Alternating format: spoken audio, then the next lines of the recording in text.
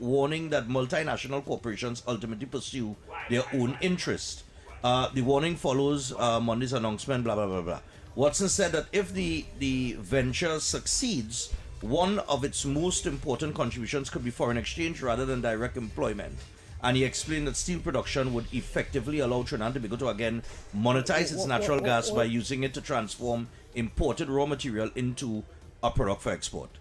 So what are you talking about? I'm trying to understand. Now, firstly, I think concerns are important. Everybody, I mean, well, there must everybody, have, in anything it has pros and cons. The Charles he concerns Right. too and So whatever, it have pros and cons but in anything. generally, steel it would be the primary. Well, it would not be the primary. How to put it? Export, right? Now Right. they said it's always on what they don't say. They talk about vanadium, right? Right. This plant is focused on vanadium. There are steel products that will come out of it, whatever, but that is beside the point, right? It is because of the U.S. alignment with the ideologies and interests, right? Right. They are trying to usurp the market of Russia and China. Yes, correct. right? That has vanadium in large quantities, whatever. And the Right. US is trying to get into that market because that market would isolate them from the rest, right? Okay. Now, remember I mentioned economies of scale, Right. right? And I was wondering where the market from, because first to begin you have to find the market for what it is you have. You can't Right. just operate and just selling thing. You're just selling thing just so.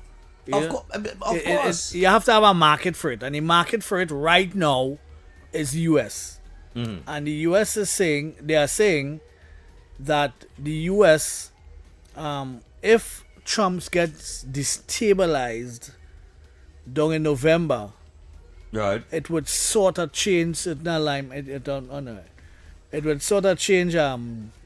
Like that tune there. I want to hear. I want to hear that tune. Right. I want the public to hear that tune. Anyhow, but they have poised themselves in the U.S. market, so we will be providing a product and just handing off, basically, to, because they're not going to go against Russia and China, because they have large supplies of it. But it will provide steel and vanadium for phone parts, for rockets, for different types of things that they're using it for. Right. That's what the market is. Okay, but So, but Right. if I am a little wary, I really am a little wary about Trump's how to put it? Midterm? His midterm, right? okay. His midterm is, if he becomes a lame duck president, it may cause a little problems in terms of the ideologies and interests that we have aligned ourselves to. But Kamala Prasad Bissesa cannot align herself with anybody else. She has to align herself with the most powerful nation on earth. It is what it is. But if you sit down in the chair, you would do the same. Yeah. You have no choice. But on the vanadium issue, right? There was another concern that was raised. I don't know if this is Imbert's family. Metallurgist Professor Clement Imbert. Well, most likely all French Creoles who name Imbert would be Well, I'm be pretty sure they're family. Related. You know why? Well, related. You know why they had to be family? You have crab face too? Yes. He had a crap face. Yeah. Right? But he said Trinidad and Tobago's plans to revive the former ArcelorMittal steel plant at Point Lisas are raising questions over how the country will produce vanadium, where the raw material will come from, and whether there is enough energy capacity to support the ambitious plans. The mineral, which is used in specialty steel, aerospace applications, and battery technology, is expected to form part of the plant's new industrial role beyond its traditional steel-making operations. And speaking to the media yesterday, Professor Clement Imbert questioned whether Trinidad and Tobago has the raw materials necessary to produce vanadium domestically. He believes the country would have to import the necessary raw materials before processing them here. Now, there's my thing, right? But we don't have all the information. We have some of the information. Okay, but all right, but let me just use common sense here, right? Could just apply some common sense. Okay. I understand the concerns. Right. Do we have raw materials to produce vanadium? I understand. The company, right? The company that we're talking about here that is in the midst of this whole conversation, The U.S. company. it's a U.S. company called Pinnacle Yeah. and Vanadium Corporation. You would think. So hold on, right? So, common sense, we dealing with this from a common sense standpoint here. Because I know that everybody at a politic and oh God, the what you call them? The people who always crying about it, they always had to find the negative side or something. Well, They have a word for them, but nevertheless, anyhow. Right. Right? The criers had to come out. But doesn't it stand to reason that if you have a company named Pinnacle Steel and Vanadium Corporation, Right. and they are making a 750 million US investment in Trinidad and Tobago to restart this steel plant, Right. and they are saying that they would like to produce, one of the things that we would be producing is vanadium to compete with China, who And as at Russia. the head of, and Russia that is at the head of the market with that, right? Do you not think that they would do this based on empirical data, or they at least know? No boy not where picking up the- 400, they're not gonna 750 sell million. and just invest US into that and and just say, well, we invest go it. produce vanadium I think it works so. without knowing if it have the raw materials to support it. Nobody gonna do that. That's like me saying, hey, I gonna spend $500 million to go in the desert and look for water. Right? Right. I'm not gonna do that. That's a dumb thing to do unless I know that there is a huge water source Yeah. in the desert to extract. Right. Right? Right. Another extract, and I say, well, you know what? We're going to spend 500 million, we're going to extract that water and bring water to the desert. Unless I know that is there, I'm not going to spend the money to do it. Let's put it this way. This is a cornered market. Yes. Right? It is a cornered market. We have an opportunity to capitalize on it, and that's what we're doing. Yeah. They are capitalizing on it by spending this amount of money. So long the US send a man here to cut a ribbon, that alone should tell you something in the pipeline, going down the pipeline. Yeah. Is a cornered market we're trying to make money off of, and it's going to happen regardless of because US don't make them kind of mistake and going and while my only thing is that 750 million yeah US, that you is know. not toy money. That is not toy money. That is what? That is 4 point something Billion billion TT? TT, yeah, Or yeah. 5 billion TT somewhere around there, so? Yep. You feel the people and them come down here to spend that kind of money just so? They don't buy to pell that out just so? I feel like I'm the player. Come na man, all be real na man. So Clement Imbut, right?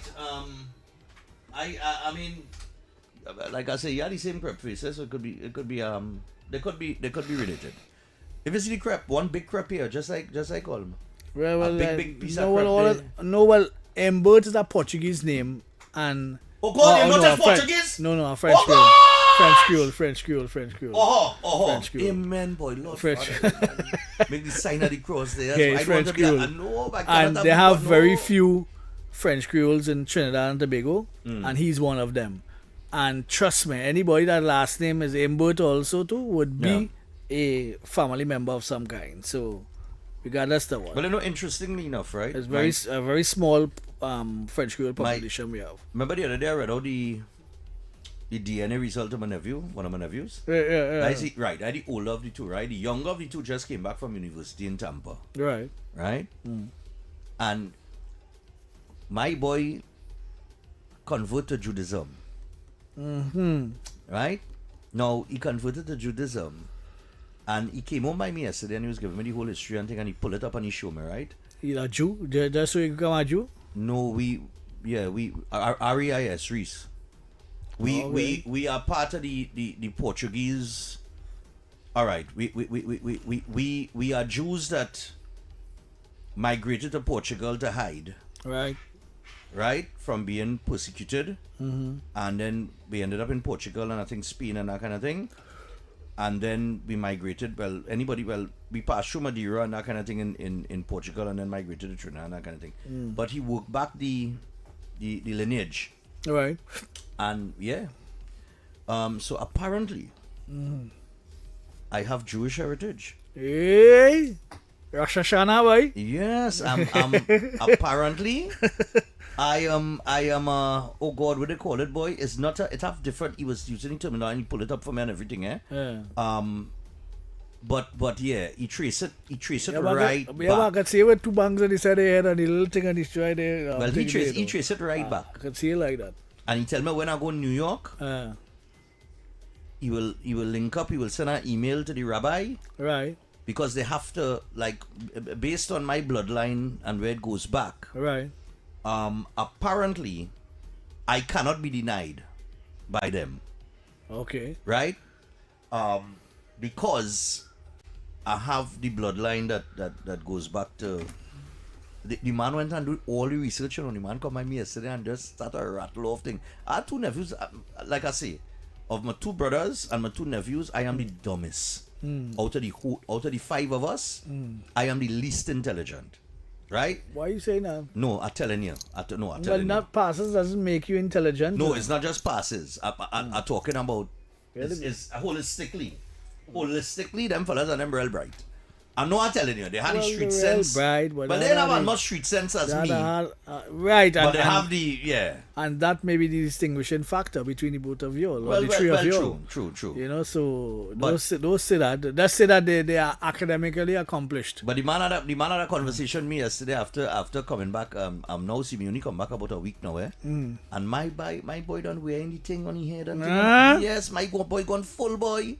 Oh, you Full in, play, you know. boy. Now, The man went to see the rabbi and them and they give him the whole thing and trace him back and Nah, Yeah. Nah, he go on clear day. He go on and clear that's based off of his grandfather heritage, eh? My father. day. Huh? And my father. Apparently we is Dos Reis. It used to be Dos Reis. I forget the name he tell me, boy. Anyhow, but it was real interesting. You know, them fellas and them is real research, you know. I have no interest in that. But he gone right back and trace it right back to Israel, you know. Well, he lucky he can trace it back. That You many know? people can't trace back nothing here. So now I can't be anti-Semitic. Like me, I could trace back anything. I can't trace back nothing. Why you can't trace back nothing? It's only up to my grandfather or somewhere around there I can actually trace back to. I don't know what I'm doing. You can't trace back further than your grandfather? No, not that far. Not that far back? Nope. Well, brother man, well he went through a certain level of documents and thing. They And didn't know then- if we were slaves or either Dogla, that Trinidadian. Me had time with all Yeah, that. time with all of that, but it's interesting to note, you know. Apparently we come from a very prominent, rich. I don't know how I end up a pauper, you know. Every other Reese in this country have money, you know. Yeah, boy. Most of the reason them I know have money. Carlton Reese. Except me. That my family. We call We them. some kind of pumpkin vine Reese. Yeah, REIS. the accountant. He have money too.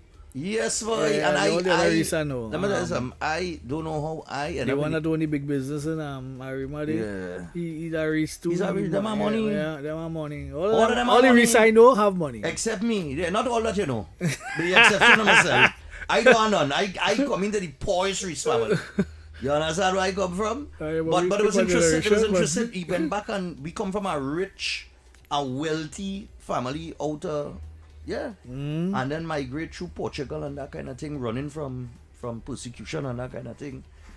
And then That's what it is. It is what it is. It was interesting. Was interesting. But yeah, you back to Imbut. But no, not back to Imbut. Back to the matter at hand. In terms of the All I seen is this is a corner vanadium. market that could happen. All I worried about now is that midterm to see where it is going. Aye. Because right now Trump have a disapproval rating right now, a very high disapproval rating. So we'll see where it goes. I hope he doesn't become a lame duck president because that will put Kamala in a kind of position where she has to. No one November. Yep. You gonna make a big wrong man. Well, You have a we way of doing open that. so, we You have a- open you have so, a way of yeah. doing that. You have a way of doing Open that. so because He's a master at that. politics is about interests And and ideology. ideologies. And ideology. And if you're aligned with someone, wherever the case may be, only going down on punto on Well, the yeah. same kind of. But in geopolitics, right? In the world of geopolitics, politicians do pivot. in terms Well, they of do when pivot change happens. if they can, if they're large enough. It come down again to economies of scale. Yeah. That's where this come down to, you know. If you're not a big boy, you're the kind of cockroach and writing for all party. So you have to kind Right. of watch yourself. Because the next election in the States is when? 28? Yep. 28, that is 2 years before Our election. our election. So we're looking at, well, J.D. Vance, I would imagine, would be the... Well, I would assume that all the monies she's trying to recoup now would last us a couple of years on. I am hoping that, but I just hoping for the best Do you because see, okay, I don't really see. But let me ask you something. Uh-huh. Let's say there was a change up north, right? Mm-hmm. And I'm talking about from Republican to Democratic. Right. With the mad policies, but nevertheless, them mad people policies them out. Tampon them on them. Yeah, boy. But let's say it changes to that. Mm-hmm. Do you see any static in terms of Venezuela and the business that we would have with Venezuela and things like that? Do you see any? Even in trade? Most of our business is with the conglomerates, with the Exxon, with the Shells, with the BPs and whatever, right?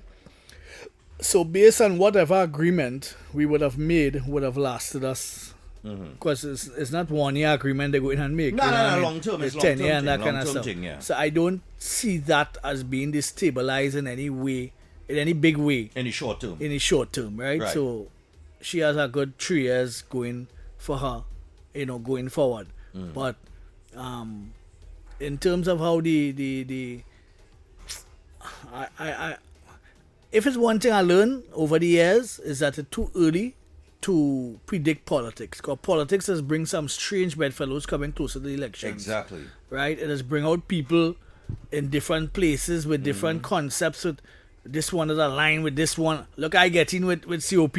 Yeah. When in the dregs, the day before nomination, I get in the dregs and had exactly 20-something days to campaign. You know, that kind of way. Look, Philip. So, yeah.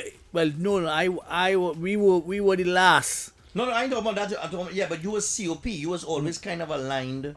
Yes. To the UNC yes. kind of ideology. From ever since, right? But look at Philip. Philip was pep, right? Right. And he was saying all kind of thing. Well, yeah. He was pushing the party, and he was. He was right. So he was throwing words for UNC. He was throwing words for PNM for years. Yep. And look, he ended up a minister in the Ministry of Housing. So, like we say, when it comes to elections, politics and politicians have a way they just align themselves somehow. And coming on to the end, and what is most important, and I keep telling people, AI is going to play a very big part in the next election. Whether we want to hear that or not, it is what it is. Well, I see the Democrats already start to put out this, they're just like the PNM, It's same playbook, Right. They started to talk about, remember I told you Trump had an announcement the other day, where they announced that a number of people were not registered to vote and things of that nature. So a number of people with the whole 2020 election, I think it was, and they found evidence of non-citizens and things like that, right? That voted in that election and so on and so forth, and that came to the fore, right? I see broadcasts that the major networks say they're not carrying, but they will, right? Right. But, so, because of that and all the evidence that came out with that, they are now saying that you have to have, I think it's a passport or some form of identification, right? Or a passport or something so to vote, right? You must have, right, proper identification in the form of a passport or something so to vote. And the Democrats on sort of put out thing about, they don't want you to vote, they're making it hard for you to vote or this, that, and the other. But you need ID. Anywhere go to conduct certain things. Right. You can't walk in a liquor mart in the United States of America and have ID and get liquor. Yeah, well, you have to provide your ID. I remember when I was in Miami, that time I was smoking cigarette. I gone to buy a pack of cigarette, me and my hard face with all my hair on my face, and the man say ID. Right. I say what? I say ID. I say, you see my face? He say, yeah, but I see ID. So I say, I am a big man, about 30 something, nearly 40 years, you know. You tell me what ID? Well, I had to produce my ID. Yep. You understand what I'm saying? So that whole thing there. So going into I going think into that next election in America, it's going to be very strict in terms of, the process. I don't think that enough the systems AI governance is being, how to put it, managed properly, and it is going to be a free for all come election. Remember, just the other day we had Cambridge Analytica. When AI wasn't self. But what was the problem with Cambridge Analytica? Well, there was data mining and that sort of stuff. And what is the problem with that? Well, it is. I could have never understand what was the whole problem with Cambridge Analytica. Anybody break a law? No, that is my point. That is my point exactly. What is going to happen with the looseness? The right now we have problems with AI. We have problems with AI. We have Alexander kissing Kamala and all kind of mad thing they're coming out with. All kind of mad thing they're putting up on the people internet. And it's just a sway that they're coming with, and they have nothing really to stop it. That's the problem, you know. The problem is managing it, and we have to manage the thing. For now, is that next door? Oh, like next door? Yeah. Oh, that picking up, but what trouble is this for? Yeah. Yeah. So the problem. I understand. There are concerns here. And if it loose now, you could imagine 2 years from now, 3 years from now, yeah, it's going to be madness. Yeah.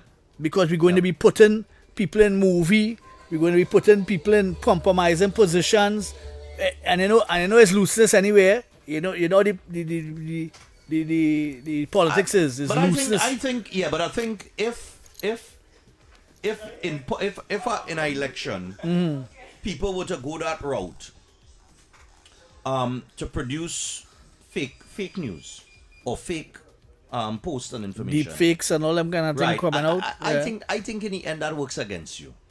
Nah, I don't think so. I think you don't think so, boy. I feel that this work against listen, you, boy. Listen to what you know, and you're gonna know how stupid we is.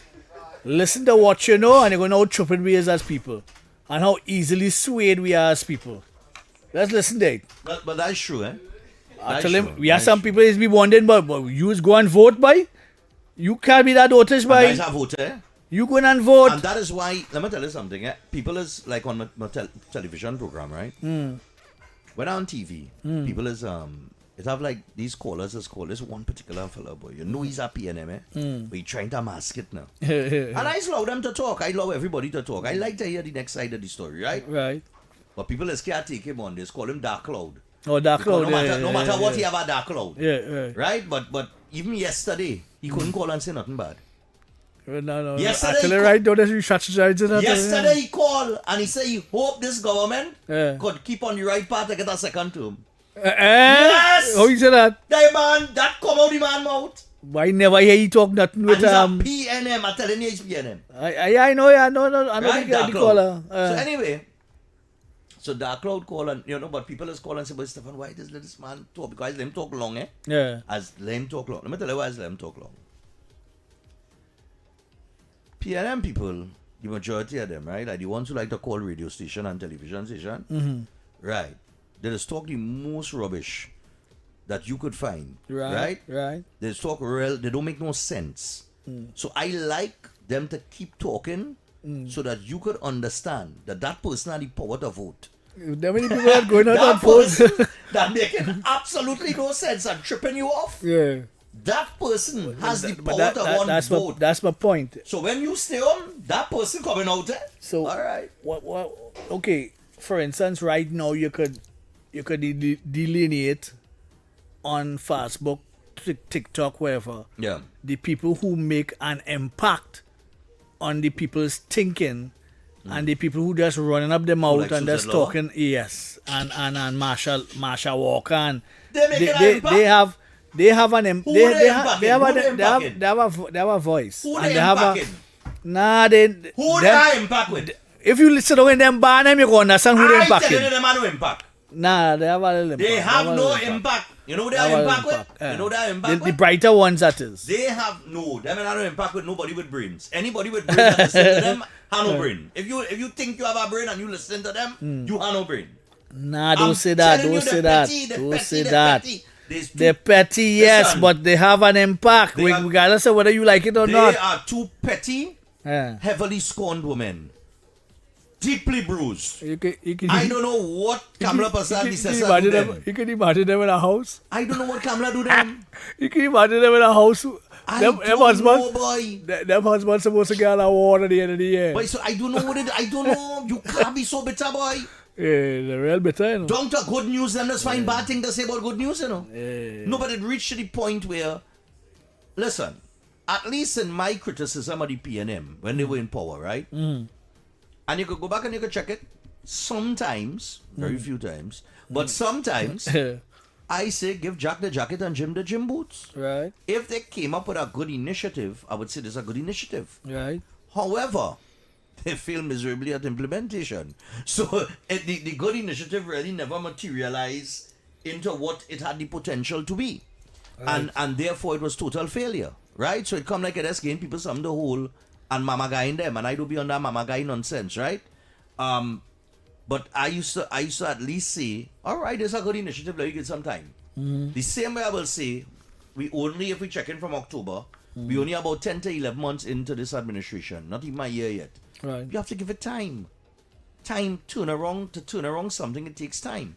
So you don't just go and be hasty and condemn and attack, and they did not even give this administration. It's from the word go they start, you know. Foot and neck, man. But Foot I and te- neck, but what she I'm call telling it. you, every little thing, right? Yeah. If Kamala get up this morning and decide to put on a pink dress, they go say it was red and it wash out. Yeah, I'm telling you, they go find something to say about it. If she make an appointment now and she say, look, I'm going to appoint, they have a problem with this person. They go find some little petty thing to complain. Not everything is to complain about, Jed. Nah, not them. Not them. Not and what is you complaining for? On who behalf you complaining? One of them living outside of Trinidad and Tobago. Yeah, She says she's the some wouldn't Fortune 500 company and all kind of mad thing. But you can't be But involved. you can't be involved in them And kind you of still company have time- and to be making them kind of and video. you still have time to back everything that's going on in Trinidad, and you miles away, you living here. And you say you're a CEO of some company and some bacchanal. CEO wherever. of what? Well, I don't know. CEO of what? Something. She says she's some big Sawati out there. What big Sawati? Any big Sawati have time to do that? Yeah, Let me hold on. Facebook and Ryan whole day. Let me break it down here. We're talking common sense, right? Right. Let me look at all the big Sawatis in Trinidad and Tobago. And I ain't talking politician and president and prime minister and ministers and all them people, right? We're talking people that on boards. People who is the head of a board. People who is the head of a company. Who holding on chairman or CEO or whatever, right? Right. All the big boys in all these companies in Trinidad and Tobago that run in. How much are them on social media critiquing, sitting down to put out a post every day about something with politics? Every day, no. Every day, no. How much are the big boys? And you telling me you working outside of Trinidad and Tobago in a company some- that even for bigger some- than anything that might exist in Trinidad and Tobago, and you have time to do that? And for some Look now. Fortune 500 company and all kind of So mad you're- thing, you're- and I like, wait, where you get You're all this done- time to you're be done- talking? you're done lying. All this shippiness already. Your life is based on a lie already. Yeah. You are fabricating or you are fantasizing a position that you do not have. Look the other one. I wonder what She other position homeschooling. she just fantasize The other one about. she But homeschooling. She nevertheless. churn. Huh? She homeschooling. She churn the next one. Only Ryan whole day. Whole day, you know, Whole make a day. child, take a little time, be a Yeah. little, oh God. Be a Oh mother. God, give me a break from your voice now, boy. Oh God. Is it two most annoying No, voices? You know, I can't live in a house with neither one of them, you know. Yeah, can't even. Is it two most... Ryan whole day. if I was a man, Yeah. living with either one, I'd go mad already, you know. You can imagine you doing live every minute of the day. Whole day you doing live. But you could imagine that them could nag so. You could imagine what happen how they gonna nag me? Oh God, I'll give up. I'll just give up. I'll go end it, you know. I'm telling you, I'll go just end it. I'll come to the point that I'll end it. And Susan Lower just sit down there, she just God. running up she mouth every day. How You not you living could- here? How could you be employed in a position that she says she has and have the time to do that, to sit down and do that? Nobody with that portfolio has the time to study them thing, boy. Yeah. Because you making so much money. When you making money, you don't study politics, you know. What they were saying, but When look, you look make- my brethren who in charge of Anta Makala across there in Tattelde. He block out WhatsApp, you know. He just had to go through. telling you. He just had to go through the phone and block out certain things because it's a distraction because things Exactly. because the real things that bring in money underneath all the load of crap that people sending them every minute on WhatsApp. Exactly. And only recently he do that about 10 years ago he changed up the whole thing because he get a promotion and his promotion is just about making money. He just says make money. So you think he had time Yeah. to go and say, I want to share Express article with you all. And read a whole article and sit down there for X amount of minutes. And every minute posting and critiquing and you them have time for that. It's only we see only too long, you know. Me and you know. We still going through WhatsApp like too big. You know why? You know why we had to do that? Because we had no money. Yeah, we have no money. We had no money and we had no position of prominence and we can't take this on. We had to take it on because we're trying for betterment. Right. So we out here and we trying. So we had to pay attention to what's going on. We had to do work. Them not time with that boy. Them just People making money, rah-rahing whole day. Just rah-rahing and no money in making. That's why athletes that making exorbitant amounts of money, hundreds of millions of dollars, you just hear them talking about politics and that thing. And she- them not time to study that, brother, man. And she might be she husband might be catching the nenen with Walker because he a contractor. So he might be Which catching one? Which nen- one? Walker. Oh God! She husband might be catching the royal with contracts, you know. 'Cause I know he ain't getting nothing no way. Poor fella. He ain't getting nothing no way. With them they hear his name Listen, poor or they fella, hear poor his fella, company, poor fella. nothing I going feel on. it for him, I feel So it. I know he ain't making no sort of I money feel it either. for him. I feel it for him. But all of that's rah-rahing whole day. What did all they I doing? What did all they I doing? was watching something she critiqued the other day, and somebody said, you know, you just reached the point of just being petty right now, you know. I don't know what you're hating for. Somebody's like, you know, they put out in the comments, and I was like, I just shake my head, boy. And I was like, yes, okay, it has things you could complain about, but oh God, let me do like, and you know what is vex me? She corrected. She put out something when they put the mobile police post. Yeah. The CNC3. She put a screenshot of that. I think I said this earlier in the week. And she put well, it's not a mobile police post, you know, blah blah blah blah. And I say, she correcting CNC3, but at the end of it, but notwithstanding that, how much this cost? Who get the contract? This, that, and the other. Why you don't study how much Balize House costs? Why you don't study how Balize House reached there? Why you don't study how come Balize House was being built when the PNM was in government, but when they come out of government, all Work stop. stop immediately. So that ain't nothing to talk about. You can't even put out a post on that. That's not important to you. But now you're coming to claim to be the hero of taxpayers' dollars and accountability and transparency. But something as glaring as that, you can't even put a post on that. You know why? You know why? Because you're fixated on critiquing one side of the fence. So although you're saying you're down the middle and But you she want didn't that go up. to She didn't go up in UNC You're not- in Dongen. Why don't study shit She didn't go up against Rowley at that. run she out of there. Yeah, they run show. You went up against a man that run a constituency for nearly 30 years and do nothing for the people and you still lost. He said, "Come close." Look now, let me take a look now. Rocky Garcia do better than you. Yeah. Rocky He said, "Come Garcia, close." who nobody didn't like. Rocky Garcia, who nobody didn't like. Who a political transient too? Yeah, lose by what, 800 votes? Rowley only beat him by 800 votes. Eh? That year in 2010. Right, yeah. In 2010, Rowley only beat him by Yeah, about 800 or 1,000 votes or something. And Nicole beat up on Common Boot. Yeah, and nobody didn't like he. And he Yeah. come that close to beating Rowley. Yeah. And you get licked by a landslide. Look now. And then running to hug up when you're on NTA.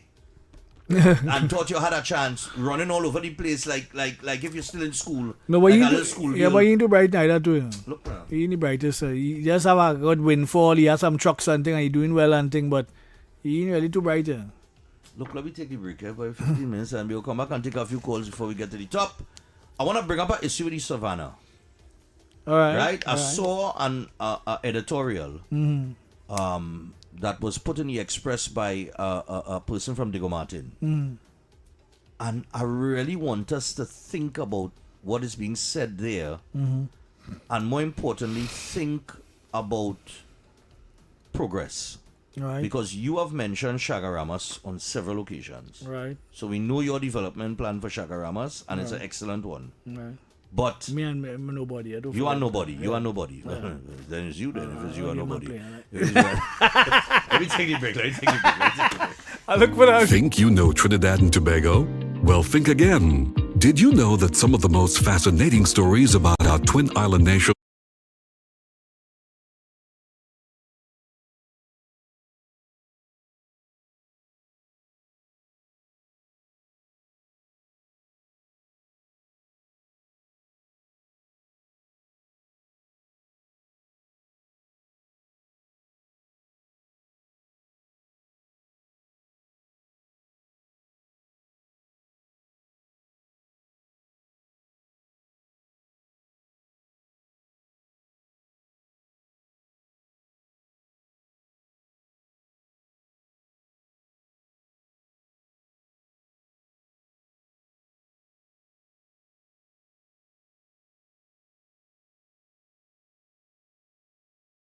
Why is Talk City 91.1 FM the leading talk station in Trinidad and Tobago? Because nobody delivers conversations like we do. Start your mornings with Ground Report. Andy Pitbull Williams, Lennox Smith, and Nigel Snipes setting the agenda from 6 to 9 a.m. Then it's Off the Record with Stephan and Mr X. Fearless talk and the issues everybody's discussing. Stay connected with Sharon. Ticket Front with Officer Shabadi. Go Beyond Limits with Roland Stewart. Drive home with Heavy Duty and David Welch on Under the Radar. And wrap up your day with Kingsley and OB on The Wrap Up. Real talk, real people, real Trinidad and Tobago. Listen live on Talk City 91.1 FM and follow us on social media, Facebook, Instagram, and YouTube. Talk City 91.1 FM, the #1 talk station in Trinidad and Tobago. Good morning, Trinidad and Tobago and the world. I'm Ramala Balkaran. Welcome to Trinidad and Tobago today. Let's take a look at what's trending this morning. every morning in Trinidad and Tobago, a new conversation begins. And right here, we take that conversation further, speaking with the stakeholders and voices behind the stories. From news and lifestyle to culture, health, and entertainment, we bring you the topics that matter most as you start your day. Join us weekdays, Monday to Friday at 6 a.m.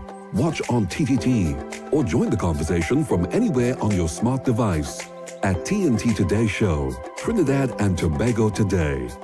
Exclusively on TTT. Why is Talk City 91.1 FM the leading talk station in Trinidad and Tobago?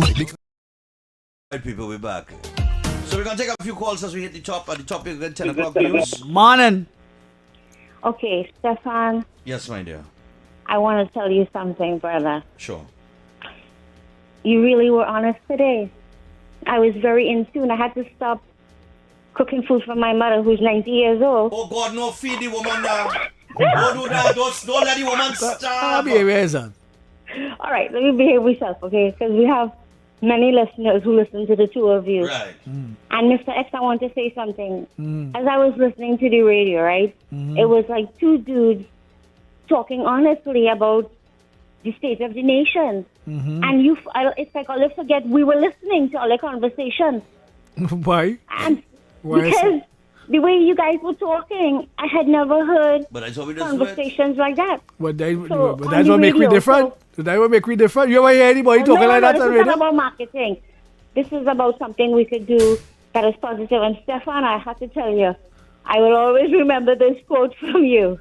Uh-huh. When you're making money, you don't think about politics. No. And it, No. took me right back to that express comment by Faoud Khan.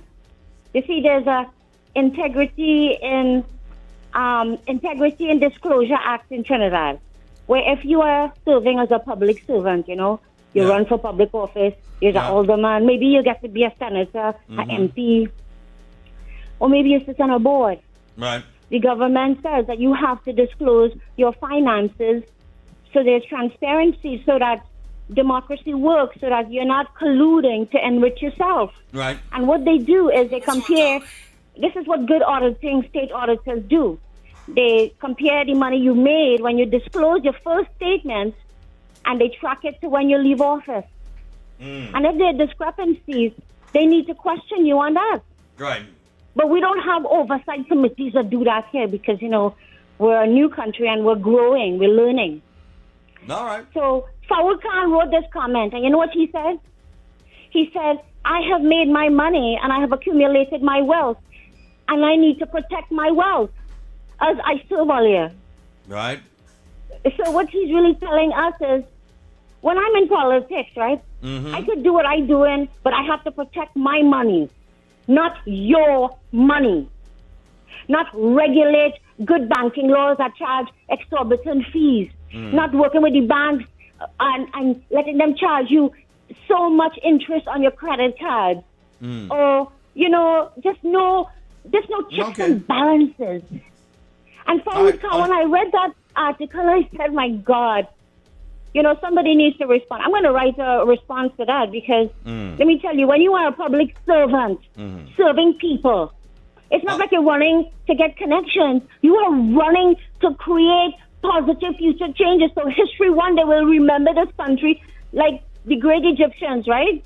We have to look at our country and say, all these little distractions are not helping us build our country. And I have to tell you, okay, I'm going to make it short. But the two of you guys were just the bomb this morning. You're not going to make it short? Okay, bye. All right, cool. Yeah. No, we're not making We sure. are people trying to get in. Yeah, morning. Yes, thanks for taking my call. Morning. Very, very interesting program, interactive, informative.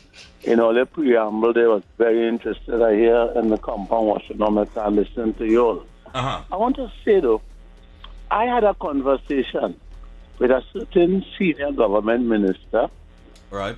before the election. She was on the savannah, walking, and I was talking to her. And I said to her, what are the challenges that the UNC coalition will have? I know they will have won the election. Is PNM supporters of PNM, people who will vote for PNM, don't care whatever happens. Only will have them banging at the doors of all the ministries, banging all about, and that will be our biggest challenge. And I live to see it. And this individual called me the other day and say, I remember that conversation. But we are here in the gap to serve all the people. Right. And that is what the Honorable Prime Minister told us to do. We can't study who is PNM and who is UNC. We have to serve all the people of this country. And I just want to tell all the ministers, I know that when we saw the incident for Emancipation Day, where they did that beautiful, wonderful lady, I saw her last night at the Savannah again, culture minister, as a woman who has her heart in it. And whatever she's doing it with a people, God face in everybody. So I just say, don't be deterred. Serve them because they are a bunch of, they're a cult. I'll be careful of saying that word. God bless you. Yeah, no, see, man. All right, buddy. I understand the mistake you're going to make. Yeah, all right, buddy. Morning, Stephan. Morning, X. Morning. Getting money and going with politics and say politics all. X. It's a real contract going all over the place, but you get a contract to one of them police posts and them boys. People walk here. Oh, this voice sounding familiar as So well. it's up in the hell. You want contract to X. This voice sounding familiar. We are not This voice sounding familiar. That's sounding like KFC. That sound like I know who KFC. that is. I know who that is. That sound like KFC. That was him? But That I don't sound know. like he- I don't know. Well, he ain't grow up. Morning! Hello, good day. Still a mature boy. And your co-host, Mr. X. Yes, morning. Mr. Stephan, I heard the chairman of NGC. he said this morning, spoke about Calypso and the deep water drilling. He said that the future of Trinidad and Tobago in terms of natural energy is rests with that. Could you give me a little more details on that if you have it? If on the Calypso field? Yes. Well, I think it's 4.4 trillion cubic feet. Yeah, And BP. there was a 24-inch line too that remained defunct that they're using now, based on trucking and getting because the PNM was talking about trucking all the time and nothing going on, and they get trucks inside there, and it is now a reality. So we have. I think BP We have bought several. 100%. Yeah, we have several. How to put it? Deposits in different places that we are capitalizing on.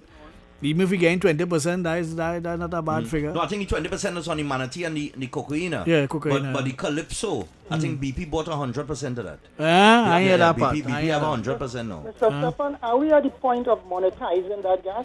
No, No. Not yet. it will take about three years to monetize a well. All right, thank you. Alright, Okay, man. cool. No problem. But we there. The We prospects only- are good. prospects are there. Hello, good morning. Dear gentlemen, morning. Yeah, man. Hello, good day. There is only poor uneducated people that chase politicians, hoping that they would be sorry for them and show crumbs and Yep. business people, they chase the money. Mm-hmm. I know a East Indian businessman. The man, you know, he's a Madras Indian. Yes. Yes. The man more Madras and Madras. That's my when PNM, whoever in charge, the man get contract. When PNM in charge, and that man shave his head, yes, so is a black man. When you in charge, he go to here, and then you see his East Indian. It's a great. That's a smart man, and we just go by that man every Christmas and time. It's a great. Yeah, that is he's an Indian. Oh God. You are good at it, yes.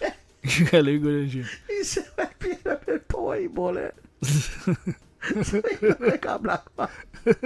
And when you see power, he just grow ears. Yeah. Live and let live. Hey, morning. Hi, good morning, gentlemen.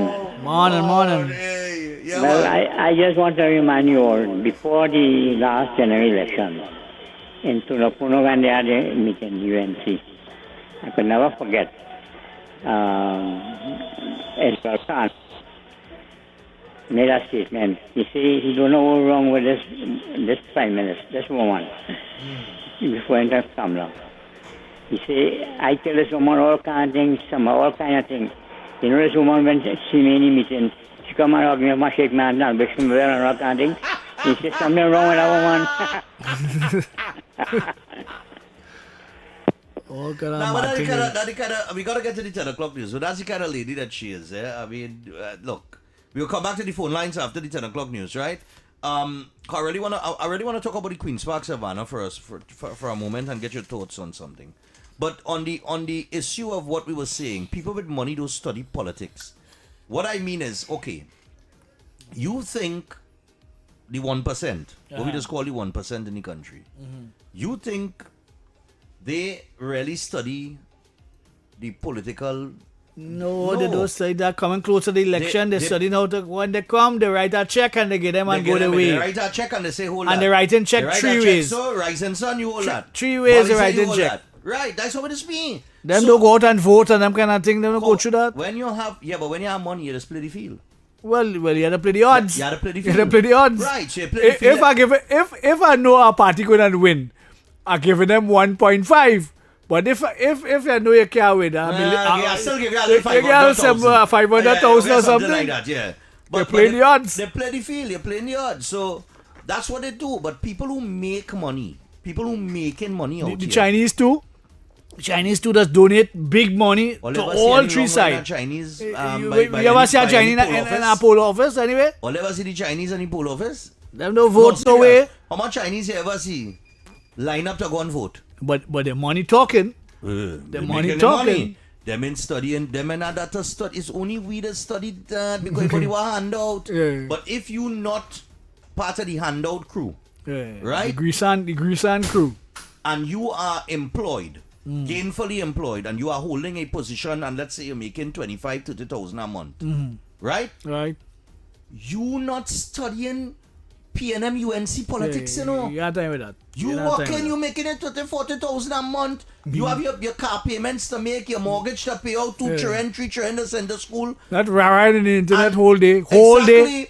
Day, so. Between you and your wife, all you might be making a 80,000 monthly income coming in. You understand what I'm study saying? them kind of petty thing. Your life basically in order. You have your bills to pay just like everybody else and it's higher than I'll the average I'll man. make a post once a month. I'll make a post once a You month. know what I'm saying? You got time to go through that, boy. With every minute, every day, come out with that post. Something wrong with them, boy. But you Something remember, wrong with them. you remember when you study and you educate yourself and you put yourself in a particular position to be employed, right? Right. And yes, you might still have your bias when the time come to vote, but you're neither here or there. Yeah, A you large really business portion, for that, a large portion of the people that don't vote is people who work in for 50,000-60,000 a month. You know, Look, she come up again. Them- Watch them it work to right do. through she on my feed. you see what I mean? Right through she on my feed. Oh God, she's talking you. And the next one is Ramble. See the next Oh one. gosh, let me go to the break. Here comes your 10 o'clock news. Good morning. I'm Mary Therese Bernard. Latest.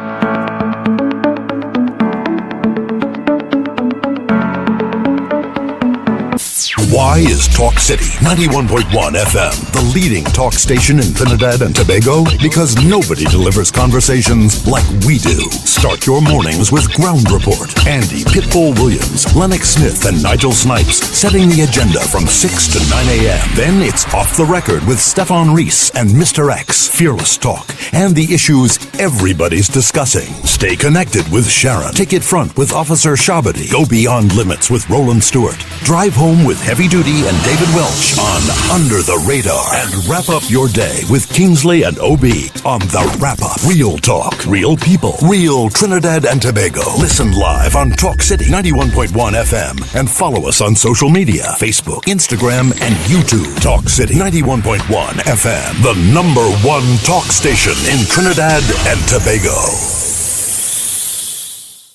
Good morning, Trinidad and Tobago and the world.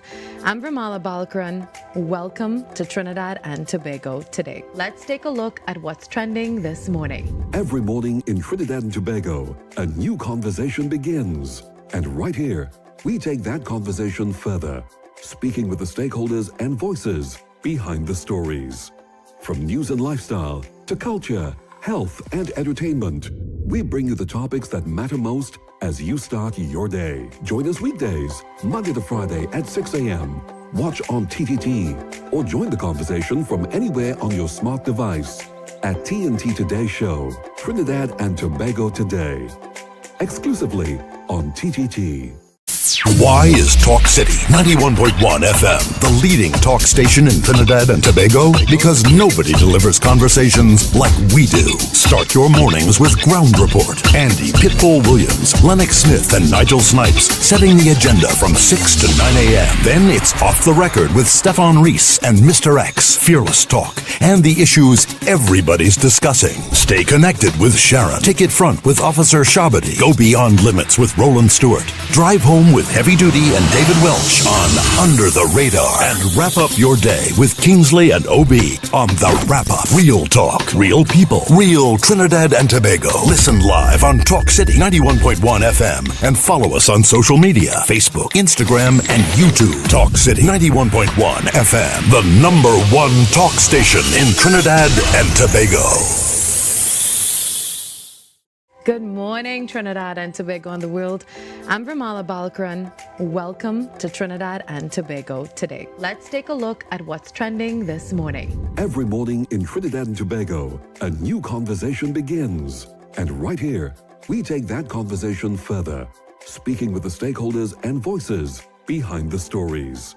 From news and lifestyle to culture, health, and entertainment, we bring you the topics that matter most as you start your day. Join us weekdays, Monday to Friday at 6 a.m. Watch on TV. It's about 4 minutes past the hour of 10 o'clock. It is Wednesday morning, and we have a little tune here. X want to play. X, we're going on with the song. Who's this? This is Jubet.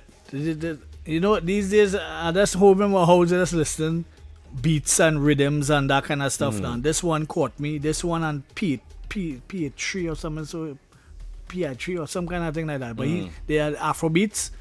That does make some sense. But this one is more how to put it, a pessimistic kind of look at things, but it is pragmatic. It makes sense.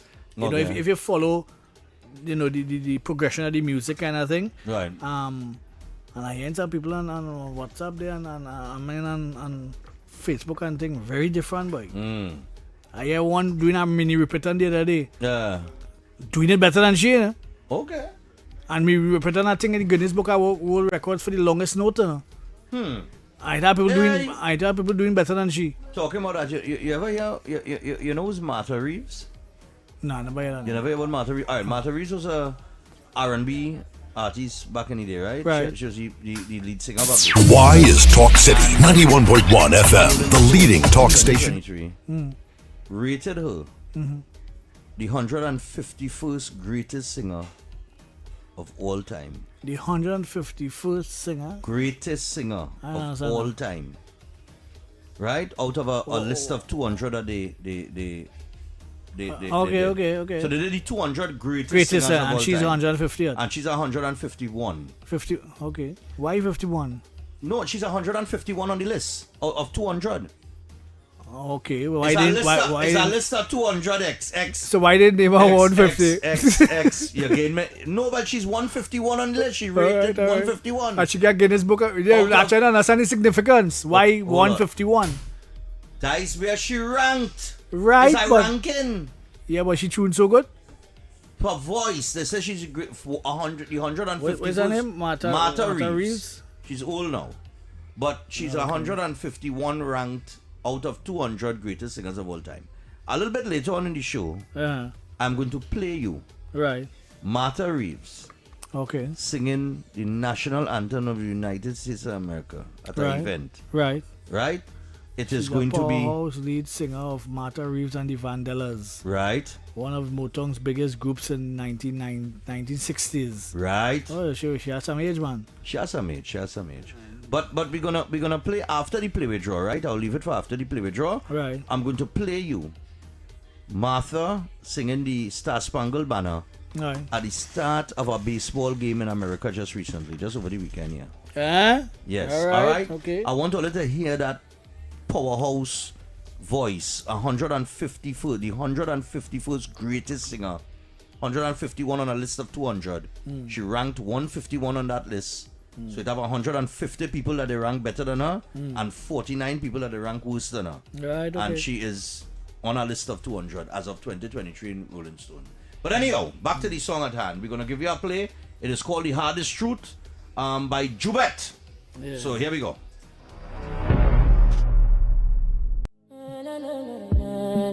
After school life is the hardest experience. Whoever feeds you controls you. Money buys peace, not happiness. Spiritual life hits harder than physical life. Whatever was meant to be will be. So stop stressing about things that are beyond control. Being everywhere gets you nowhere. Our parents also try not to be poor. Big money never comes clean and clean. Money never comes big. Calendar is fake, we only have day and night. If you feel to cry, just cry, even if no one is there for you. Education has nothing to do with wealth. Even selling your own kidney, you need connections. Tomorrow is not promised. Nothing is yours, not even your life, just live. One day a day will start without you. We break ourselves for people who wouldn't bend for us. Yet somehow, it's the unexpected hands that lift us when we fall. Narcissists achieve more than good people. Never think it can never happen to you. Everything never taught is a lie. The actual things are not taught, and that's the world we live in. Consistency does not guarantee success. It's not always about working hard. Life can humble you when you see 1K as one name. You can work hard but still fail, while others are just winning without even trying. Just because you're not giving up is not a guarantee that you'll finally make it. The one who doesn't run will not get to his destination on time. People are evil. Self-love is very important. Breaking a habit sounds easy till you start the process. Never think it can never happen to you. Bro to bro, don't judge your dad until you become one. My face doesn't change no matter older I get. I look 12 yet I am 22. Education is not the key to anything. Everybody is jealous, but sometimes the person who tries to keep everyone happy is the most lonely inside. I can tell. We are happy enjoy the music, and inside you understand the lyrics. We already existed on earth before, just from different generations. Yeah, I know it hurts, but you have to let it go. Life is meaningless without God. One day I will sit down, cry and say it was hard, but I made it. At the end of the day, it's only God who keeps his promises. Everything comes true if at all you have a strong mindset, according to the universal law of attraction of wealth. You bet.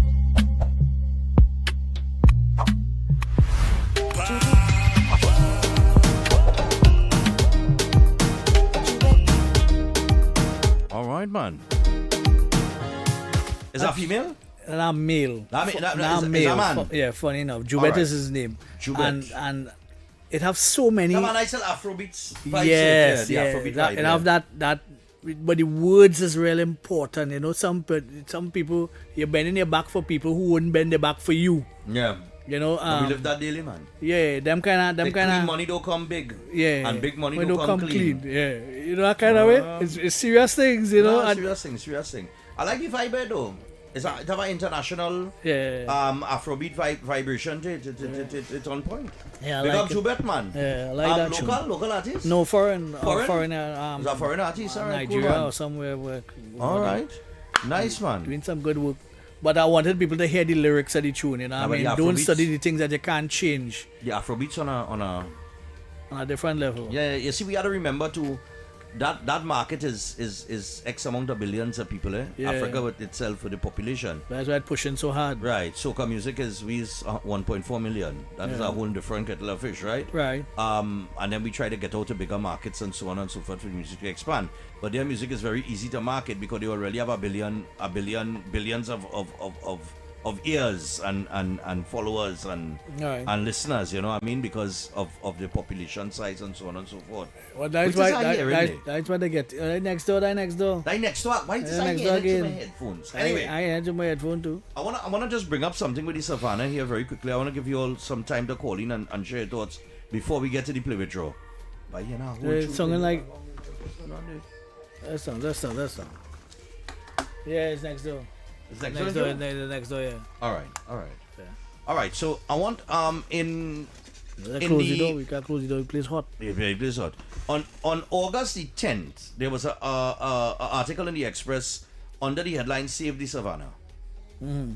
All right. So here, let's take a little read. It's a 1 minute read. I write with growing concern over the encroachment on the Queen's Park Savannah, a heritage site that belongs not to any administration but to every citizen of this country, present and future.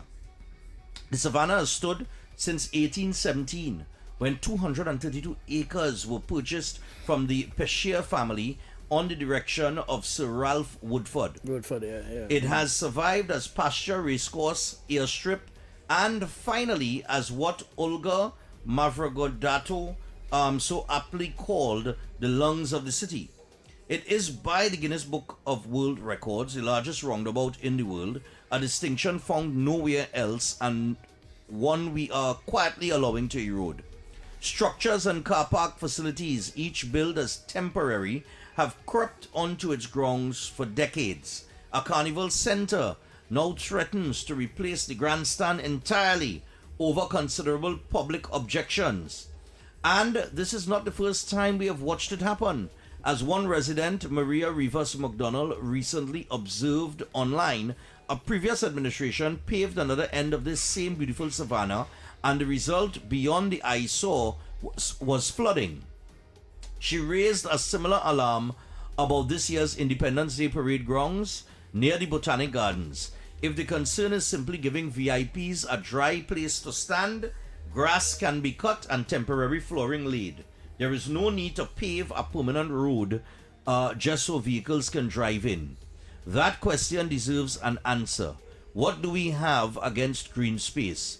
Each incursion is defended as necessary, isolated or small, but precedent does not work that way. What is paved is rarely unpaved. What is built rarely comes back down, and bit by bit we are trading an irreplaceable public commons for parking spaces and permanent concrete and calling it progress. This is not nostalgia, it is practical. Green permeable land in the heart of a flood-prone capital, plays a real role in absorbing rainfall that concrete simply sends elsewhere. It cools a city that grows hotter every year. It gives space to the cricket matches, the joggers, the family picnics, the vendors, and the carnival itself. Uses that depend entirely on the ground remaining open. The savannah does not need improving, it needs protecting. I call on our planners, our heritage bodies, and the citizens who walk its perimeter every evening to say plainly, enough. Let this generation be the one that held the line, not the one that let the lungs of the city quietly close. Now. Well, you know, for me, time that talk, they remind me of Eden Shan.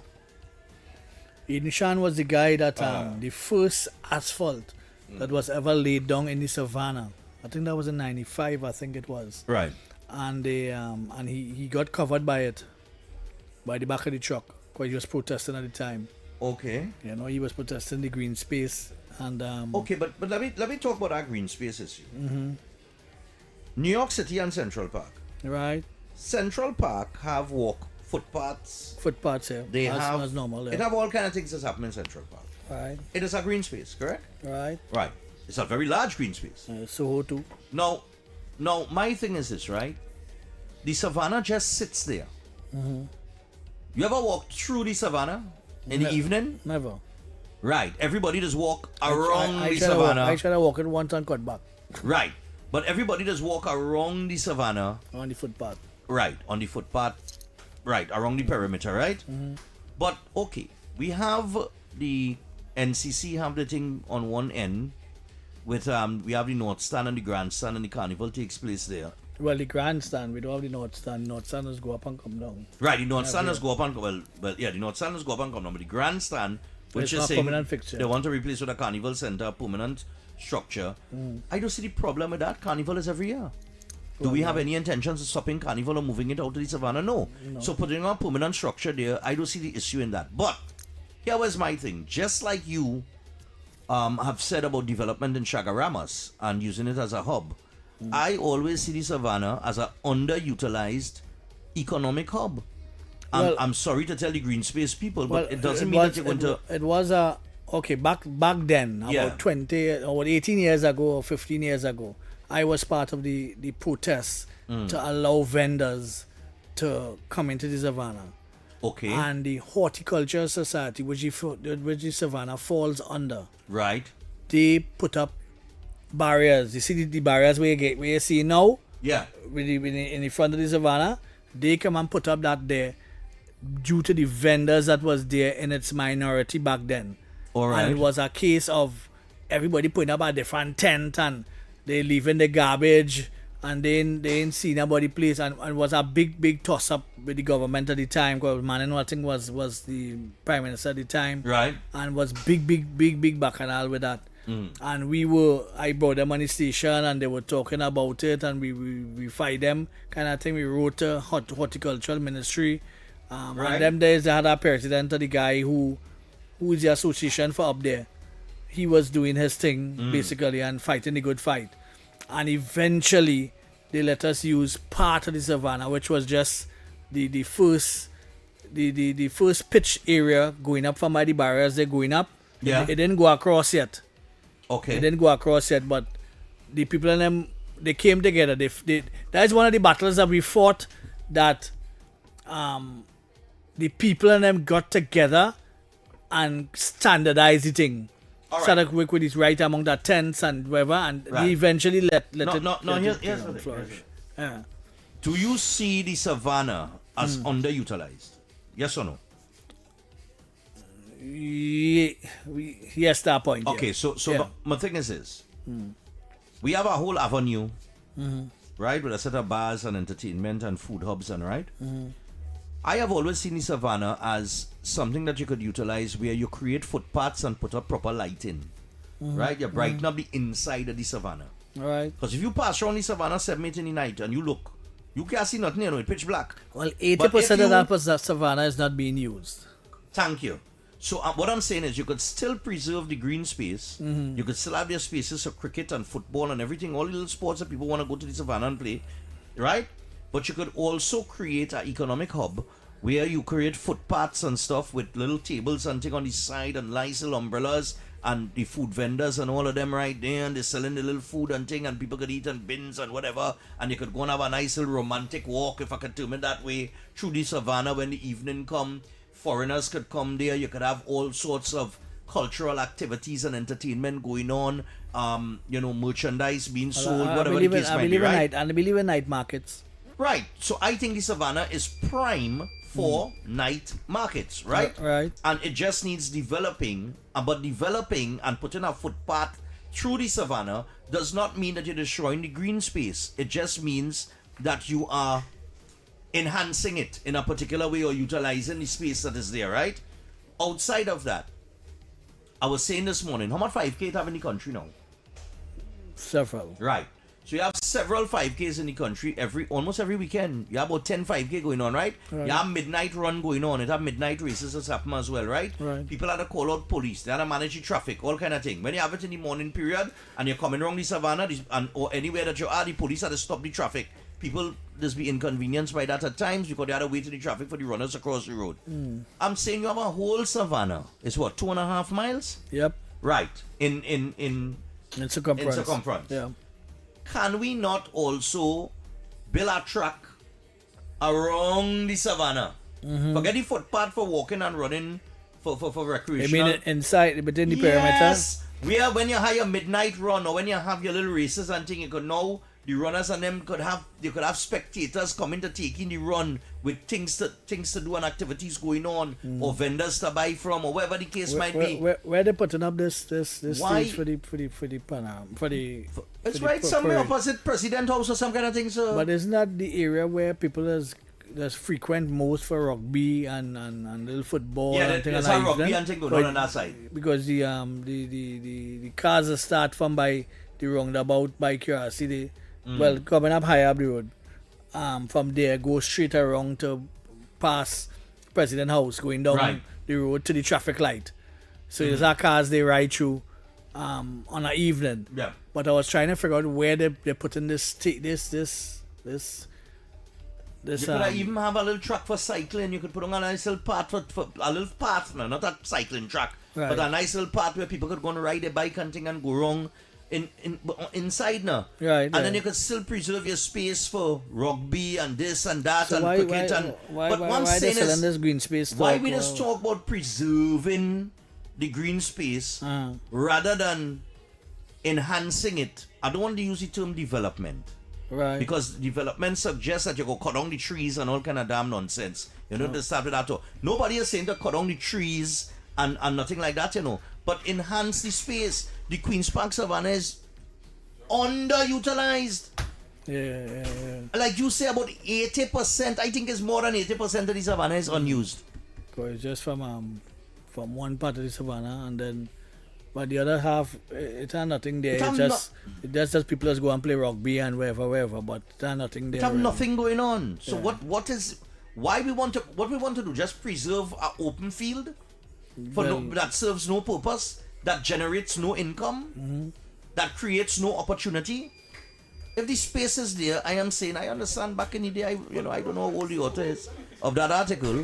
I don't know, but it seems to be around a long time to know the history and the research. Right. But I'm saying, we have to come to the point where we could we can balance it out. Yeah, because if we think like that for the savannah, we'll never get nothing done in Chagaramas. No, if you understand what I'm saying, because you just don't see the vision now. So I'm saying there must be a way for those in planning to say, okay, this is what we could do with the savannah. Right. Turn it into something like a Central Park where people could go and stroll any time of the night. Yeah. You understand? You have security and thing. You put a police post inside of there and all. Yeah. You understand what I'm saying? Because how much people get robbed around the savannah late in the night? Several. Raped. Several. Because it's too dark. Over the years. Yeah. My marketing girl and I had an idea that to beautify the savannah, we could get corporate Trinidad and Tobago involved and let them take a tree. All of them take a tree and light up the trees. Okay. So right around the savannah is lit. When right around, all the trees light up. No nice that go look, boy. We don't do anything with it. It just sits there. You know what I mean? A nice advertisement. Exactly. You could utilize it for all them little things. Yeah. But we don't do it look like Times Square. Times Square is the advertising hub of New York City. Look, Anywhere you turn when you're going to Times Square, they have an ad running. Yeah, for that, eh? Yeah, so always have a screen. But look, Botanic Gardens hardly grossly underutilized now. People used to go and slide on there with the blanket and thing. And I just go and walk in the evening and do their- sometimes. People just walk and think. People just go and walk and run the botanical gardens here. People just go in there and there's usually footpaths and go wrong and think and walk and do the little walking and running and thing. You know, it had a little hill you could go up and that. People just go, but it underutilized, as you say. We have all of these spaces that underutilized. You're just doing nothing with it. We're not doing anything to generate anything from it. If it don't make money, then it don't make no damn sense. You understand what I'm saying? It's just there. And by the way, if you develop inside or enhance the savannah inside, right? It doesn't stop it from being the largest roundabout in the world, you know. Nobody go and cut it down and chop it out. It will always be a Guinness Book of Records. Why do you think we get this book of records? You understand why? What we get for that? Nothing. What we get for that? There's give me a check every year? No. You understand what I said? We get nothing for that. So we just have that. Oh, it's bad. Yes. So people can go. Oh, the largest roundabout in the world is in Trinidad and Tobago. Yeah. And what? And what? And then they come. and then they come to see the largest roundabout in the world. Yeah. And it's just trees and grass. Yeah. And there's nothing going on. Well, it's only around Carnival time. Well, right about now, people going and start to get gears up for Carnival and go around the savannah. Yeah, but like one end, right? But there's only one end of the savannah of activity. Yeah. The rest of, you could imagine what would happen. You will move about 3/4 of them people that lining on the avenue. Right. That disturbing the peace for many residents in Woodbrook. You would move them to a space now where you could control everything.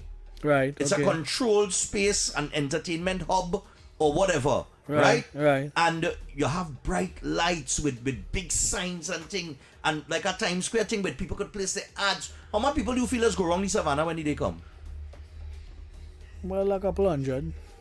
Well, yeah, about a couple hundred. Running, walking, that kind of stuff. A couple hundred? Yeah, a couple hundred. Yeah. Not going much people around going the savannah? I'm talking driving too. Driving? Oh, no. Well, driving, running, walking, wherever. No, thousands of people. Thousands of people. Everybody be going around the savannah. You understand? If you're going St. Anne's, you have to go around the savannah. You're going Belmont, you have to go around the savannah. You want to go down in Tongue, you have to go down the savannah sometimes. Somebody's saying that they must bring back horse racing in the savannah. but we had horse racing in the savannah. The worst thing they ever do is carry horse racing up Santa Rosa and take it out of Port of Spain. And I know people in Seoul go say, well, why everything had to be in Port of Spain. But the fact of the matter is when horse racing was in Port of Spain, it was better. That was the days of horse racing and lively activity in the savannah. What we doing with the savannah? We doing nothing with it. Except Easter Sunday or Good Friday. Or, which is come out and fly kite again? Like Good Friday? Yeah. Good Friday or Easter Sunday. Or I think it's Easter Sunday. They come out and fly kite and there's a big activity and thing in the savannah. Savannah will be packed with people Easter weekend. You understand what I'm saying? If you see people as being in savannah Easter weekend. So I'm saying, why we talking about save the savannah like it's in danger? Come now, man. Let me get to the point of development and vision. You understand? We had to get to that point. If we're not doing that, then we just 20 years from now, this is going to be the same Trinidad and Tobago looking the same way. Yeah. But I don't know if I go be here, if I ain't go be here, right? I don't know how long I have again on this earth. But you have a generation coming, they should be walking into they should be walking into a different experience in Trinidad and Tobago than we had. Right. Otherwise we did not put them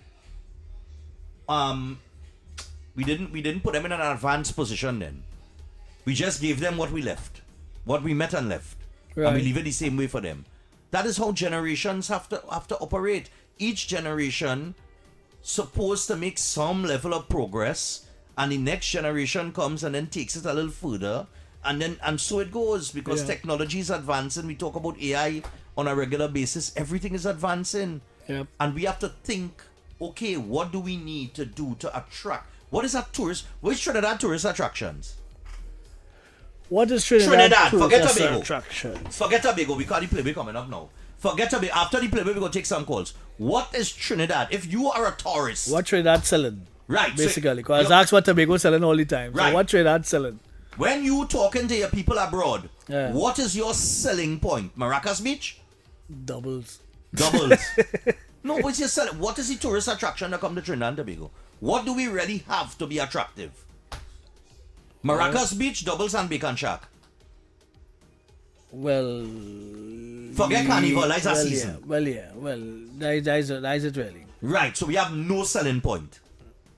And then we want to talk about diversifying and thing and talk about diversifying and tourism market and all kind of thing. Our hashing, mountain bike riding, normal riding, all of that takes place in the peninsula. Right. And that is in small quantities. That's Little groups doing we their are thing. nothing. But we are nothing really. But anyhow, well, I might get something here, play with. All right, we'll come back and take your calls and You'll your get thoughts. our money. Or let's keep in mind what we're talking about. We want your thoughts on this as we take it to 11 o'clock. But here comes the play with draw. Everyone. Good morning. Welcome to the NLCB's 10:30 a.m. draw for Wednesday.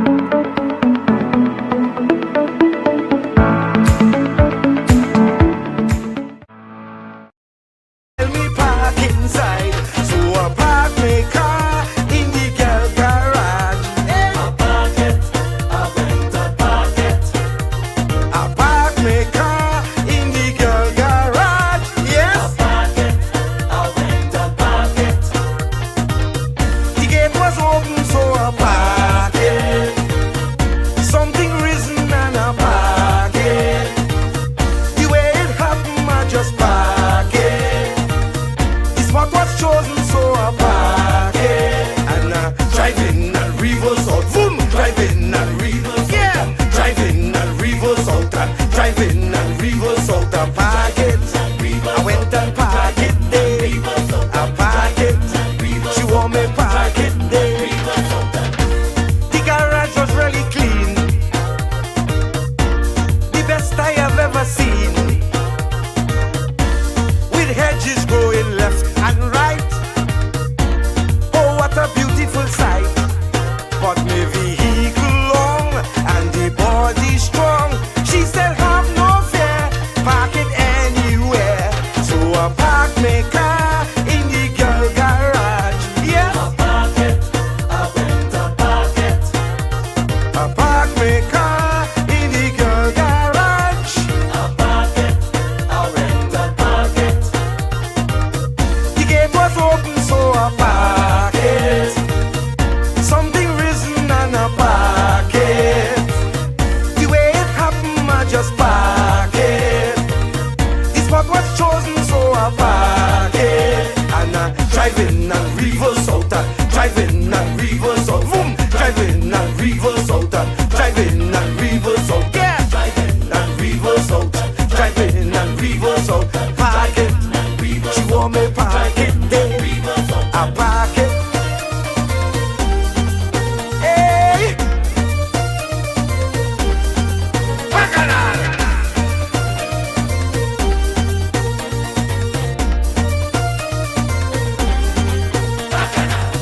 I bounced the gate before I park it. She couldn't wait for me to park it. I hesitate before I park it. I drive in straight and then I park it. Then I drive in and reverse out. Drive in and reverse out. Drive in and reverse out. Drive in and reverse out. Boom! Drive in and reverse out. Boom! Drive in and reverse out. Boom! Drive in and reverse out. Drive in and reverse out. Park it. She want me park it. Park it. I went and park it. The gate was open, so I park it. The way it happened, I just park it. Something risen and I park it. All right. I park my car in the girl garage. I park it. Explainer boy, God rest his soul. All right, so the phone lines are open, 6224141. Stanley was now telling us about the Pescia family and you know, the certain stipulations and things like that, and you had to go and see what could be done and what can't be done and that kind of thing. I'm not saying to destroy the thing. I know it might come across there.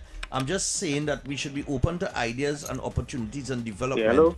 Hello, good day. That's all. Morning. Yes, Stephan. I heard you make the comparison to New York City, right? Yeah, and to Central Times Square Park. and all that. So I wanted to just confirm, you have no problem with them putting sort of neon signs and thing advertisement around the savannah, right? That's what you suggested? I wouldn't. No, I'm saying. No, hold on. I just question. Yeah. I'm not saying to destroy the space, you know. I'm saying that we have so much space in there underutilized that it must have a way that we could generate or we could create an economic hub of activity that could generate, you know, certain things, entrepreneurship, income, tourist attraction, some sort of revenue. Entertainment. That's all, and you could use maybe part of it to advertise. It's a big savannah. A lot of people go wrong it daily, yeah. No, here it is. The purpose of parks and so on is for basically sanctity for the citizens and so on. Right. That's why and wildlife too. Yeah. Yeah. Like birds and things. Park and Central Park, they don't have no that kind of advertisement until now. They have it. Like now going on the summer stage, where they go up incidentally, the guys will get a name from the summer stage, they just go up and just come back down after the summer. Just right. Just like we know Stan, they don't leave nothing permanent up there. Basically, they try not to interfere with the sanctity of the environment. So we have to take that into consideration. And the more we encroach and we end up with a little green spot in a little corner about 50 feet wide, and if we don't look too sharp, that will end up with. Well, the thing is, caller. Like Stanley just popped in and we were talking during the break, right? And he said, well, you know, there are certain stipulations that came with that the Pescia family would have, certain stipulations they would have laid out when donating that green space, right? And the Horticultural Society would, of course, have those rules and so on and so forth that has to be abided by, right? And of course, they would know what you could do, what you can't do, and things like that, right? So everything is inside of there. I don't have the specifics on what could be done and what can't be done. So I'm just speaking off the whim here, saying that I've always looked at the savannah as a space that we have underutilized for many years. And when we're talking about saving green space, development doesn't necessarily mean that you're destroying our green space. You could enhance it. There are ways that you could enhance it and create opportunity as well. This is what I'm saying. We used to have races. We used to have horse racing in savannah. Yes, but that was by the animals. So that was basically along the lines of natural natural entity business now. Okay. No commercial like electronics and infrastructure and them things. You understand? Right. Understood. Yeah. All right, nice man. But let me have the common conversation, man. Good. Yeah. Yeah, I listen. I all up for everybody opinion. I want to hear what they have to say. Morning. Hi, morning, gentlemen. Morning. Remember, I'm younger than most of you. Go ahead. The PCA family Yes. gave that space for one specific reason, for recreational use. Right. They are buried there in that cemetery that they have there. Yes, they have the cemetery there, yeah. Along with 2 horses that I think they had owned.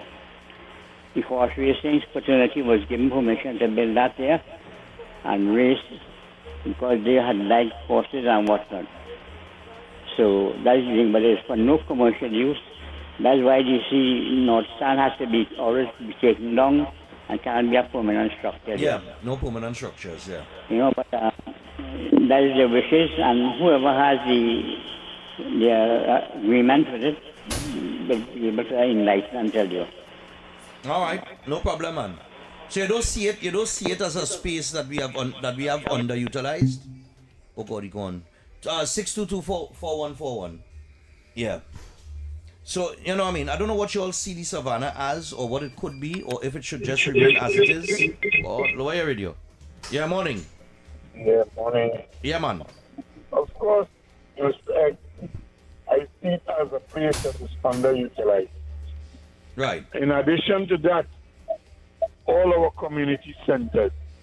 I am a PNM, but when I hear constructive talk like this, at the end of the day, if we don't make dollars, it don't make sense.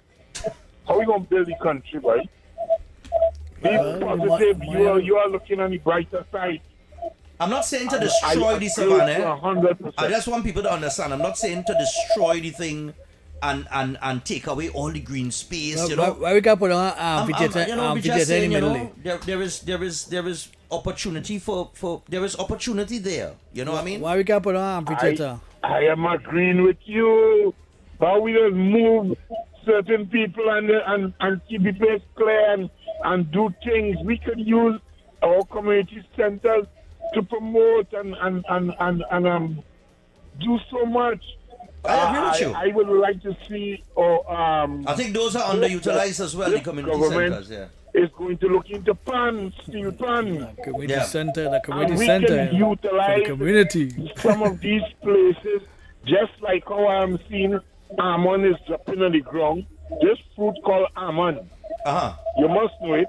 Yeah. We have so much work to do. But I like the topic.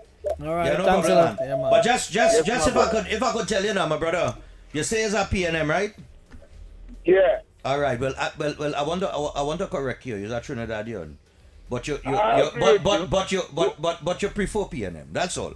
Go to the end of the car. Yeah, my brother, no problem. Yeah, man. Yeah, man. No, but I mean, we had to have a serious discussion on development in the country. If even not the savannah, the conversation has to take place.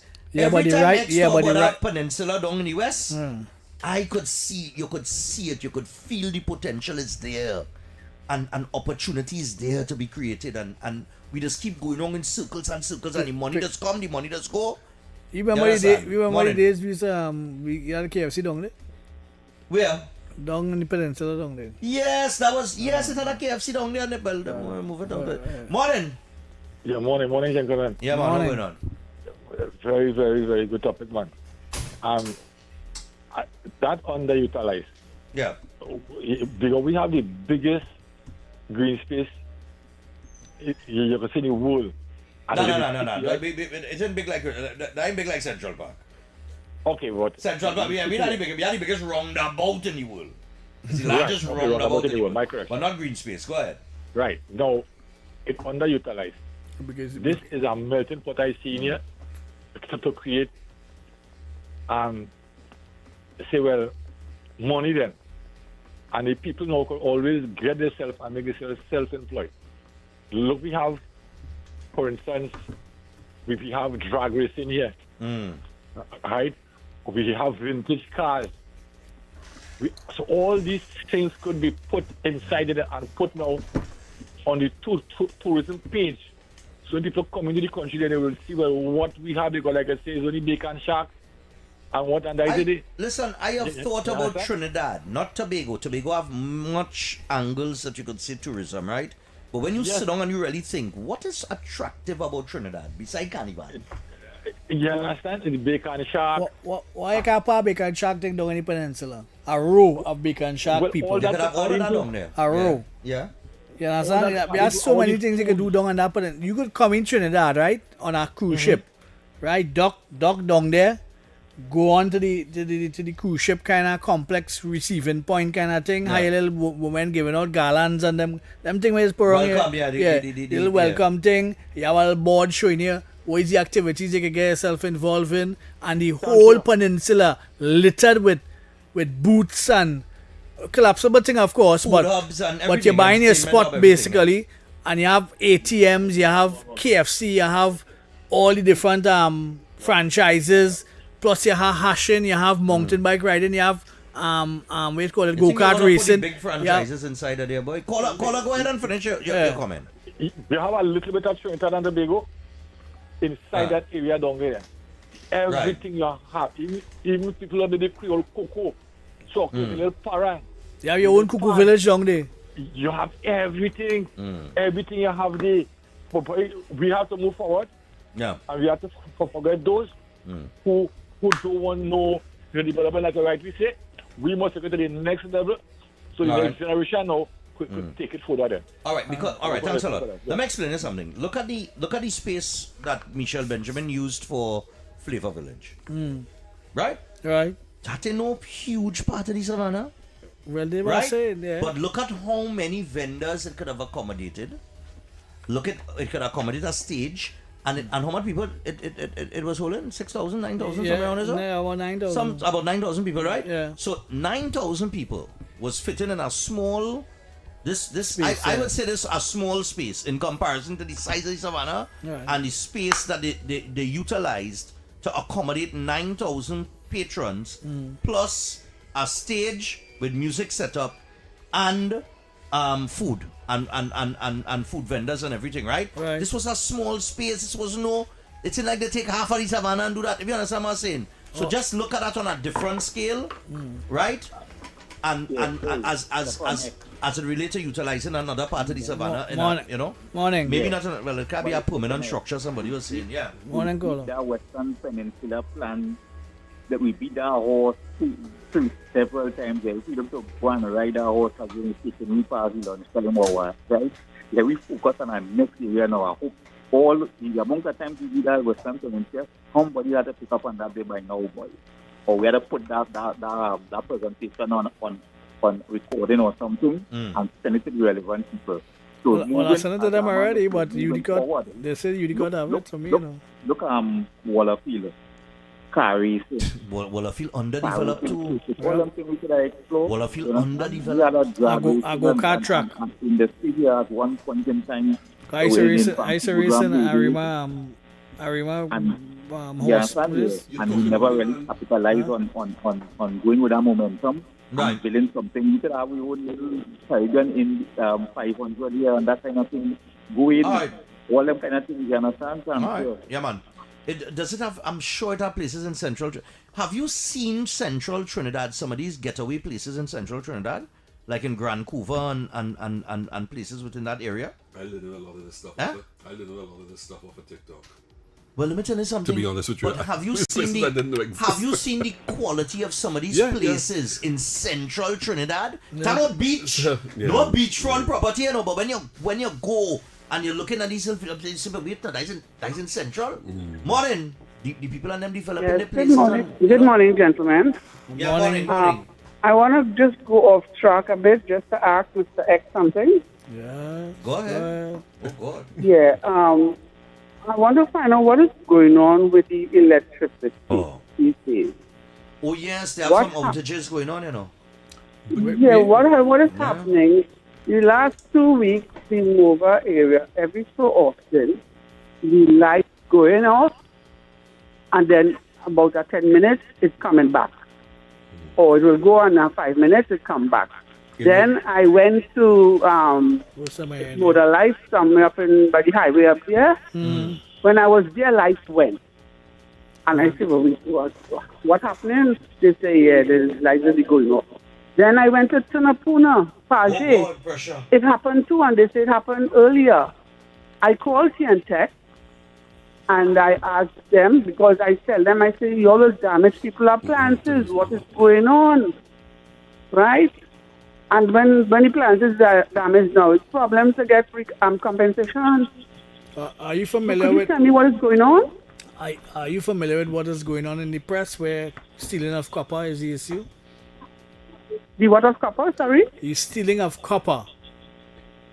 Well, this has been going on for quite some time. No, The stealing copper. It's going on even more now. Really? We have more incidents of substations being cut out of power, and it's affecting the different areas.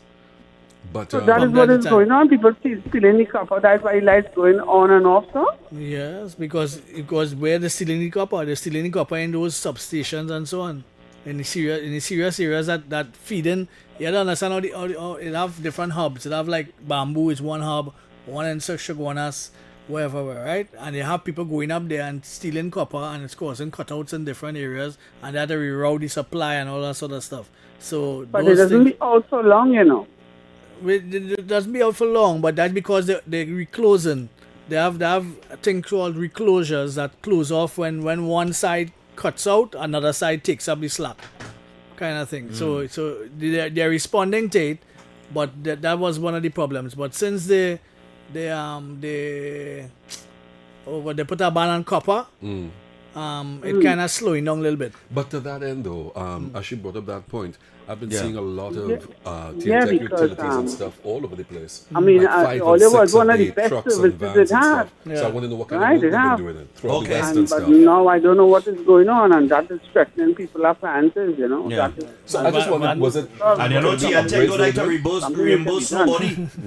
No, I was just asking, could that have been upgrades and stuff they were doing or Yes. service in those areas? All right, darling. Thanks a lot. X will have it addressed. Yeah, because like I said, I've seen a lot of these vans out there. A lot of TNTech trucks out And there. then yesterday we had there were some outages in several parts. From 9 to 3, had some outages. No, that was a planned outage. The planned outages That's are a usually planned 9 to 3. That's come out in the papers, and yeah, just they telling the usually areas that advise. they're out from 9 to 4. Because that make my mother go down movie tongue to watch Odyssey.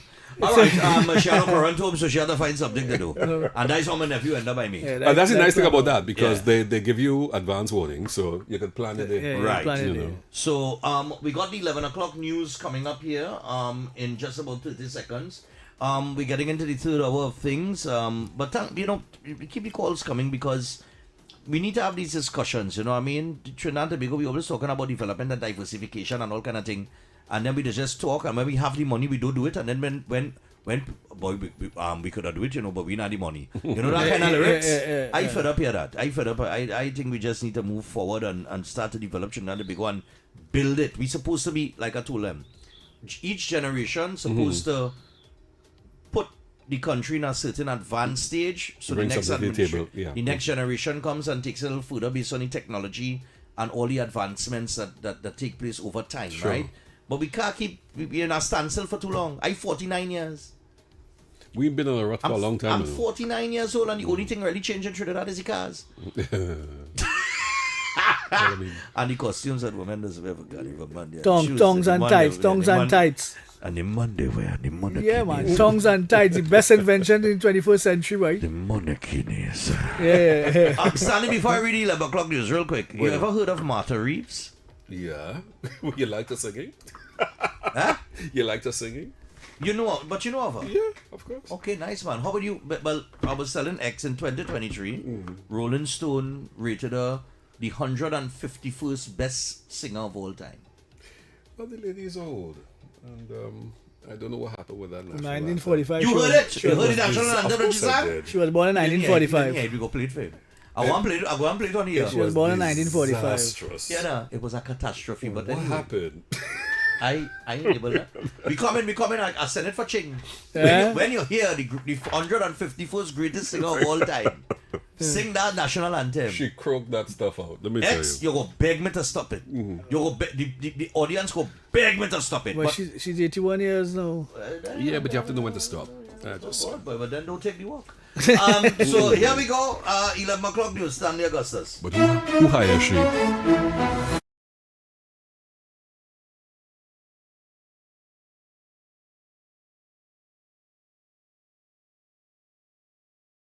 Why is Talk City 91.1 FM the leading talk station in Trinidad and Tobago? Because nobody delivers conversations like we do. Start your mornings with Ground Report. Andy Pitbull Williams, Lennox Smith, and Nigel Snipes setting the agenda from 6 to 9 a.m. Then it's Off the Record with Stephan and Mr X, Fearless Talk, and the issues everybody's discussing. Stay connected with Sharon. Ticket Front with Officer Shabadi. Go Beyond Limits with Roland Stewart. Drive Home with Heavy Duty and David Welch on Under the Radar. And wrap up your day with Kingsley and OB on The Wrap Up. Real talk, real people, real Trinidad and Tobago. Listen live on Talk City 91.1 FM and follow us on social media, Facebook, Instagram, and YouTube. Talk City 91.1 FM, the #1 talk station in Trinidad and Tobago.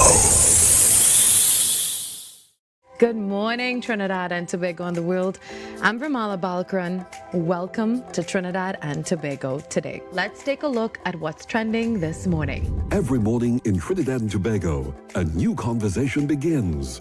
And right here, we take that conversation further, speaking with the stakeholders and voices behind the stories.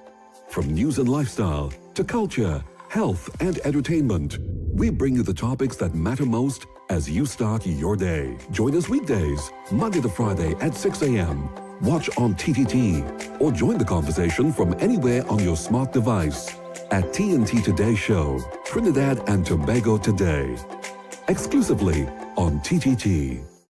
Why is Talk City 91.1 FM the leading talk station in Trinidad and Tobago? Because nobody delivers conversations like we do. Start your mornings with Ground Report. Andy Pitbull Williams, Lennox Smith, and Nigel Snipes setting the agenda from 6 to 9 a.m. Then it's Off the Record with Stephan and Mr X, Fearless Talk, and the issues everybody's discussing. Stay connected with Sharon. Ticket Front with Officer Shabadi. Go Beyond Limits with Roland Stewart. Drive Home with Heavy Duty and David Welch on Under the Radar. And wrap up your day with Kingsley and OB on The Wrap Up. Real talk, real people, real Trinidad and Tobago. Listen live on Talk City 91.1 FM and follow us on social media, Facebook, Instagram, and YouTube. Talk City 91.1 FM, the #1 talk station in Trinidad and Tobago. Good morning, Trinidad and Tobago and the world. I'm Ramala Balkaran. Welcome to Trinidad and Tobago today. Let's take a look at what's trending this morning. Every morning in Trinidad and Tobago, a new conversation begins. And right here, we take that conversation further, speaking with the stakeholders and voices behind the stories.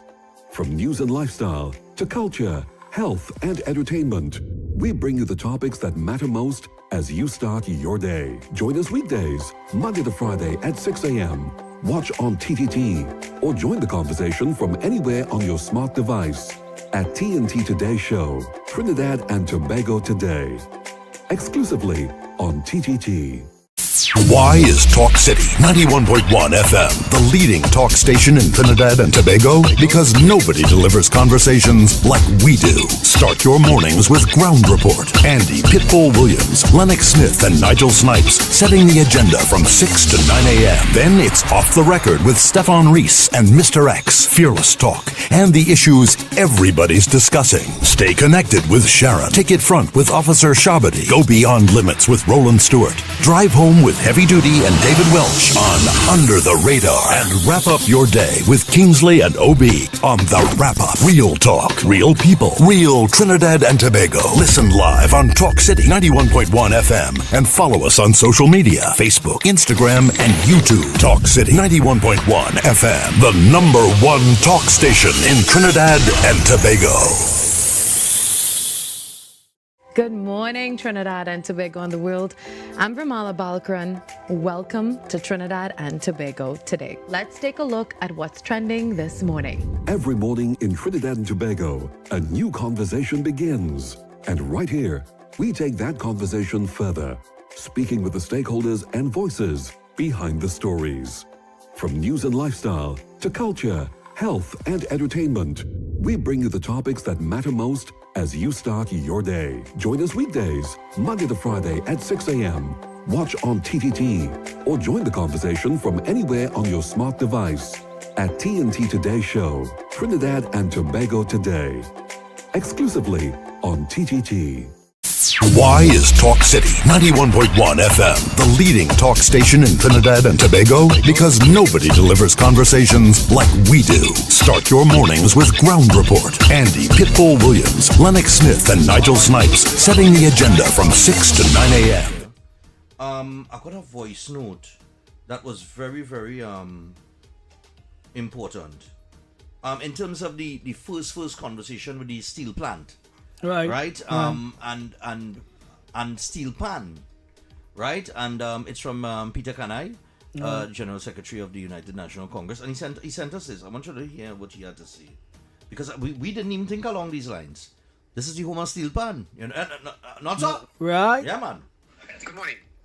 Imagine if the revived steel plant can produce the required metal sheets and the required gauge of metal for the production of the steel pan instrument. That's a spin-off industry that can come from the production of the required material instead of the steel pan industry having to import that material. All right, very important, yeah. Very important. I didn't know we imported that material. Yes, we import that. We import that, boy. Yeah. Well, no, we wouldn't. Well, no, we wouldn't have to import it. Thank you so much. You enjoyed it? You listened to it? You didn't enjoy it?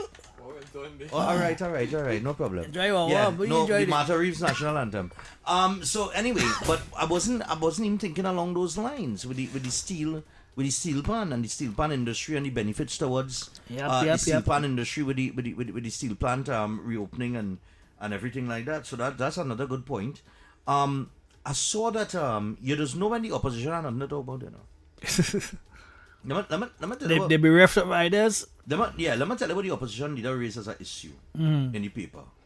I spoke about it I just mentioned it this one because I couldn't believe it was an actual part of a conversation, right? That she actually raised this point. Right. Yesterday was World Steel Pan Day, correct? Mm-hmm. All right. Nice, man. And it being World Steel Pan Day, apparently because it was World Steel Pan Day, she had to find something to talk about with steel pan. Right. Right? Okay. So this is what she had to say. I don't know if they spoke about that in the press conference too. Who was in the press conference? Did it? Yeah, you said they had a press conference. Marcel, Simon did Notberger and Simon did and Notberger. Stuart Young. Right. And Curry Marcel. Simon did Notberger, who does do videos since in opposition. Yes. Right. Yes, he find yes. a voice. He just talk now. I only know what he look like since he's on do TikTok. We finally know what his voice is song like and his faces look like. Right. Right. Kareem. Right. They hate we. That is the road march. That guy was saying that right. And then you have who? You have Stuart Young. And the opposition leader too? Yeah, the former. And Beckles. Nah. She wasn't in press conference? No, I didn't think so. Okay, so that's I think okay. I see that. So Stuart Young coming to tell us that all the trips to Venezuela that he made when he was in government right. is what laid the foundation for everything that happened on Oh, Monday, God, right? rest with I that. don't know. Rest I with don't know. that. That must see what he come to say. I don't know. Rest with But that. Anyway. let me I leave them surprised. alone. I surprised he jump out himself it on TikTok trying to take credit for it. Well, what he go do? He can't jump out himself. It have nothing to jump out for. Right. He can't take credit for it because you know what I mean. Right. Anyway, let me get back to the opposition leader here. Now, opposition leader Penelope Beckles has questioned the government's handling of Trinidad and Tobago's redesigned coat of arms, saying a change already legislated now sits in administrative limbo. Right. This is what she said yesterday. Right. Beckles raised the issue in a World Steel Pan Day message, noting that the redesigned coat of arms replaced the 3 ships associated with Christopher Columbus with a gold steel pan and pan sticks, and saying, quote, "We must ask whether the government is treating our national symbols and our pan fraternity with the seriousness they deserve." Right? Right. Well, it's a good thing I just played our voice note from Mr. Kanai. Because it speaks to the steel pan industry. Right? And the benefits of the steel plant and the investment and what it could do for the steel pan industry in terms of moving away from us importing the material to actually producing the material. So any questions about the steel pan industry, just think about that, right? We ain't even sit down here and think about that. But the General Secretary of the General Secretary of the UNC has already thought about the steel pan industry and where this project is going to take the steel pan industry. So if you have any concerns about this administration and their thought process about the steel pan industry, right, you have it there in a nutshell, right? Nice. Anyway, she said the government has extended the life of the old coat of arms until January 2nd, 2031. Right. Meaning that government buildings, passports, and official correspondence have reverted to the old emblem. She also called for greater inclusion of steel pan in the education curriculum and continued investment in panyards as community hubs. All right, I could agree with that. Okay? I agree with that. I think that we need to, as we're talking about development, right? All of these sponsors, right? I remember when Hardcore was sponsoring Phase 2. You ever been on in Phase 2, Panya?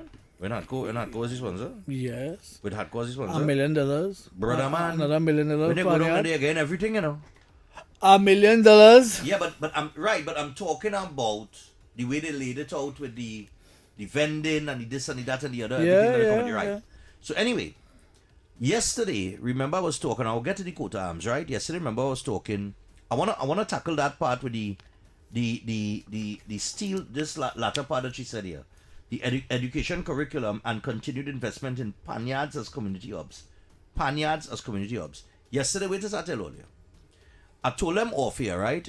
X and RKG, that when I got involved with the steel pan, it was because my father used to play pan we used to play pan, but he's the Iron Man in Hummingbirds, right? And I used to see him going up in the yard every carnival with these twigs. Now, that time I was 15, 16 years. And I asked him, I said, "Daddy, I could come with you, Ade?" And he said, "Come now." And we went up on Sunday. And wait till I tell you, catch me about the panyard the most. The first time that make me like the panyard X was the fact that when I went up there, right, that little card going on in our corner, men playing a little card and thing. Yeah, we must have card and domino. The tuner tuning. Right. And then it have a pot bubbling. Right. On the side. Right? Have a nice little pot bubbling. Men drinking a little alcohol and thing, they had a rum and whatever. Feed the players. But everybody just passing through the panyard and that's the vibes of the panyard. And is while I was up there, I didn't go there to play pan, Right. Is showing Pierre, like I tell you, who does tune pan now, one of the best tuners in the whole in the world. Right. He does leave here and go and tune pan all in France, all over the place. Right, okay. Right? I think, but he don't in Trinidad right now. I'll go see him later if anything. But he from the alley in St. James Day. Right. By Power Stars Spaniard. Right, yeah. nice man, you know the thing. So he used to tune for Hummingbirds up the hill and Power Stars down the hill. Right, okay. And the only reason why Hummingbirds and Power Stars and Scrunters was the pan wrong, the single pan ban in the alley there, in between Power Stars and Hummingbird. Always had a tribal war going on there between them three. That whole area, they up the hill, down the hill. Always had a tribal war. They couldn't come together and form one big band. Right? Right. But anyway, I choose Hummingbirds because my father was Hummingbirds, right? But that's what caught me about the panyard. And that's how I end up as a permanent resident, I terminate that way, in the panyard to the point where I used to walk up in the panyard by myself after that every day because Sherwin Pierre, Fessa, he see me chilling out, but he was working with my father at the time. He was working in pest control with my father. Right. And he said, doggy, bring the pop, right? Because that time I used to call me the pop, right? Hey. Dog, bring the pop now, man. The small can is the pop. Is Yeah, your small kind of thing. can, the pop, yeah. They used to call me pop. He used to call me the pop, right? He said, say, Poppy, come. So I come. He's talking, he's talking real talk. He's real tata, he like to talk it. Make you laugh and that kind of thing. So he say, he tune in the pan and thing there, and he say, want to learn or what? So I say, well, yeah, I will take a chocolate and see if I can learn something. Right. And that is how, watch me, it's the sweetest risk. Right. You will ever see, it's the sweetest risk I ever see. Right. Is Fessa. Right. Right? Fessa does flick. He don't hit the arm. He's flick. no. Yeah. He just flick. I see. We call him. Let's do that to this boy who just being all them panting and them from All Stars. Who just he just play upside down the pan upside down and thing Golston. Yeah. He just flick plenty too. It's a flick. Yeah. So that's how I learn. I learn from Fessa. And he showed me the notes and the chromatic from C and thing and then show me a little verse and chorus and a tune and thing and I catch quick. Right. So in catching quick, tonight he tell me it had a next fella named Painter. Right. I used to call him Painter. Tony. God rest his soul, he dead and gone. And Tony come now and he was our next one too. All them fellas and them always follow my father, all the way please become my father. Was he money man back then, right? And he used to finance the band to extent with Robert Amar. Right, okay. And I remember Painter say, boy, we catch him. Ting. Boop. You had to play in the band, your father is the Iron Man, dog is the Iron Man, you had to come and play. Right. So I say, well, I started to like the thing, because and this is what I say, anybody that say they don't like steel pan, or is not a fan of it, they never play it. I played and I don't like it. Nah, well, something wrong with you. Right? Something wrong with you in the head.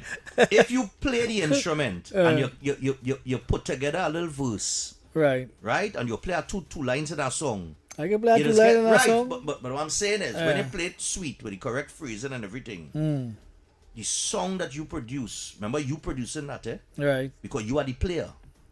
Okay, right? You're the man behind the sticks. You are the man behind the sticks. So you producing that song. The instrument is producing the song, but you are, what I mean? Finessing it. Right, because the pan can't play by itself. Right. So it's such an amazing thing when you realize that you learn something and you could play a piece of music. You can't read music, but you could play a piece of music. Right. So from that point on, I got heavily involved in the pan. I was up there every day, Dread.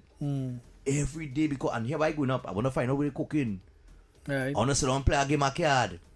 And it's the elders around that would once you're in the panyard, you know you're safe. Right. Like my father, you're going up in the panyard, no problem.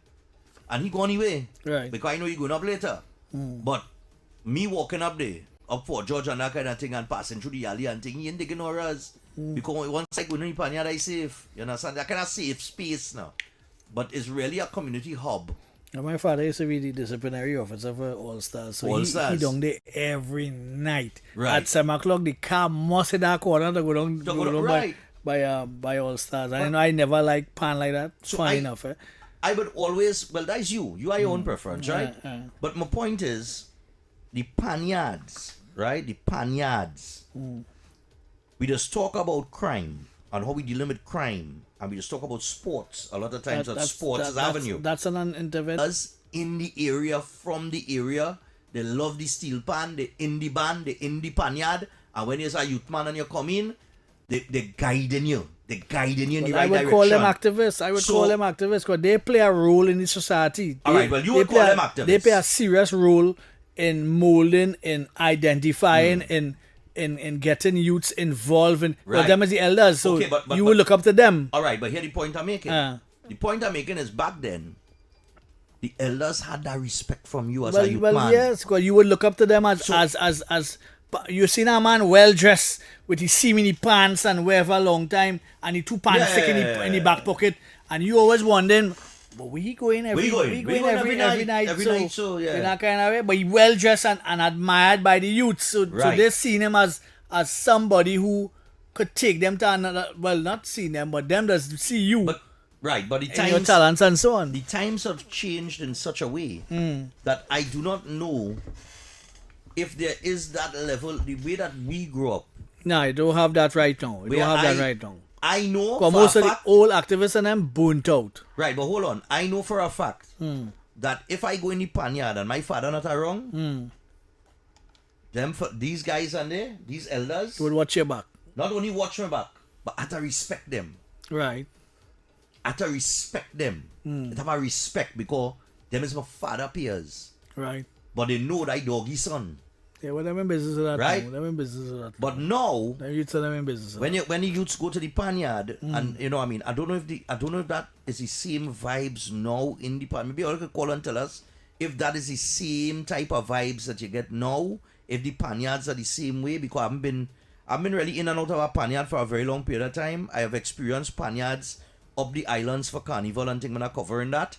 In Antigua, they do a fantastic job of attaching the school to a panyard in the area, so that all the students are playing pan in the school, because they're learning the pan in the school, But they're learning the pan in the school through programs that the panyard in the community is running. And that is how they use the resources, right? And they have a whole succession plan as it relates to the youths and panorama and that kind of thing, right? So I know that there is a well-oiled machine in other parts, other islands, right? And I want to believe that exists here in Trinidad and Tobago as well. But on Penelope Beckle's point, I have no issue with that. Yes, I think the investment needs to be made, but it has to come from the private sector through the sponsors, more so than the government at times. Because if these entities, those private companies, the government can lend a hand too. But if you are a private entity and you are the sponsor of a steel pan, right? Then you're supposed to be on board for every aspect of building the community, not just the steel pan for panorama time. Right. You understand what I'm saying? Right. So I could that point I could agree with of it. On the other point of the coat of arms, Penelope Beckles, you have to understand, you all made a decision in the PNM to change the coat of arms after you change the money. Right. Remember? Right. That was part of the plan. During the pandemic, they changed the notes. Right. When everybody was locked up in the house, container money was coming in and passing, right? Good, nice. And then you only made a decision some years later to come and change the coat of arms. Right. So we spend money to change the money. Note, and then come and change the symbol that on the pan. That on the pan now. That on the dollar. Right. And that is a symbol. Another change again. That has to go on the money as well. Right. And it takes money to make these changes, because is the notes, is every government building, and every vehicle, the government vehicles, every stationery, all the stationery, etc., right? So look, if you are a government and you come in and you don't have the money, you have to do something called prioritizing. Right. It's the same way if you're living in a house with a woman, right? Or for some people, if they prefer, a man, wherever the case might be, right? You're in a house with a significant other. I want to offend nobody this morning. If that's the preference. If that is your preference. And some women, right? You have decisions to make on what you're going to prioritize. Right. So if crime is the priority, you're going to put your resources there. Right. If the economy and creating jobs is the priority, you're going to put your resources there. The coat of arms and that changeover, that is not a priority as far as I see it in the general scope of things. But that's why it was stopped. That's why Tanku stopped it in the earlies. Right. And I do not think that the government delaying it or extending the old coat of arms is any major thing change untoward against the change. That should get a priority over everything else. You understand what I'm saying? So it will happen in time to come. Morning. And good morning to you. Oh, God. Mr. Vaughan. Yes. Go ahead, Times Square. Go ahead. Yes, good. President, good morning to you, sir. You know, you're talking about priority, put things in place, right? This administration is putting the right things in place. It will hurt a lot because some of them can't see the CPF money, you understand, the contract and things now. You understand? It will hurt. But I always say the interest and the wealth of the country is supposed to be for the average man, for the people in the country. Right. To uplift this country to a better standard. Yes, man. For our children, our grandchildren to be in the forefront. But I see that they catch the PNM and the supporters with the pants down and other things down. You understand? They come now and they say the SOE, what plan we have? And now we have this, this police boot on them, right? Right. This farm thing, this come out. And, people in the PNM and the supporters against that, I hear the chairman of the corporation in Sunapuna there, he say you're going to put them in court because why? It's total disrespect. So you're going to put administration about putting something to safeguard people, but not telling you're going to put me in court because why? It's total disrespect. You understand?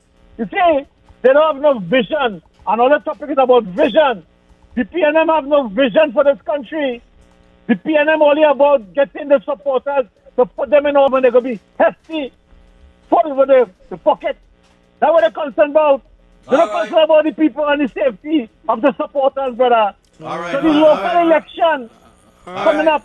Yes. I want the people them to vote them out. All right. Vote them All out. right. Don't go too far. Don't go too far. All right, my brother. Let's see you, my friend. We hear you. And that was a UNC paid the UNC commercial. Come down, man. Come down. I lied, though. That's it. He always in campaign mode. Me and lied, brother. Always in campaign mode. Me, But I just want to say, I just want to put a plug for Jolene. For Jolene. Hold on, I call her. Yeah. The other day, the road in front of the school, Yeah. she fixed that whole kind of thing, right? And I told her about the other one by Mova Junction and Market School. All right, nice. She got a report to give me a whole report. Okay, man. So I want to say, keep up the good work, Miss Julian John, and we're always being on top of things. That kind of way. Morning. You said something just now there that you should have make an investigation because I don't think that people that sponsor phase 2 again. You don't think what? No, Right? I said when they used to sponsor phase 2. That's what I said. You said they used to? You said used to? Used to. I know they don't sponsor them again. They don't sponsor them again. We know that. Yeah, phase 2 was unsponsored. Yeah. We all know You that. what part of the jail you from? Who, me? What part of St. James? Yeah. But Nile Street? Nile Street? No, Baroda Street. Baroda Street. Baroda Street and St. James. Yeah, I said they used to, when Hadco used to sponsor them. I know. That's what I said. I know. You're a young fella because you know when the wrong somebody called on his own street on something, right? If what? The wrong shop at the Nizam Street when it burned down. When it burned down. No, you're not wrong. You're not wrong yet. Nah. No, you're not wrong. We used to go for judge and go over here and catch crab and all that. Oh God, no. I ain't know about that. Yeah, okay, then. Tell me, sure. You're going good. All right, man. Cool. Thanks. Yeah. Friday. Yeah. Best time for we. When? Friday? Even better. Friday, Anil? Even better. We get Anil on Friday?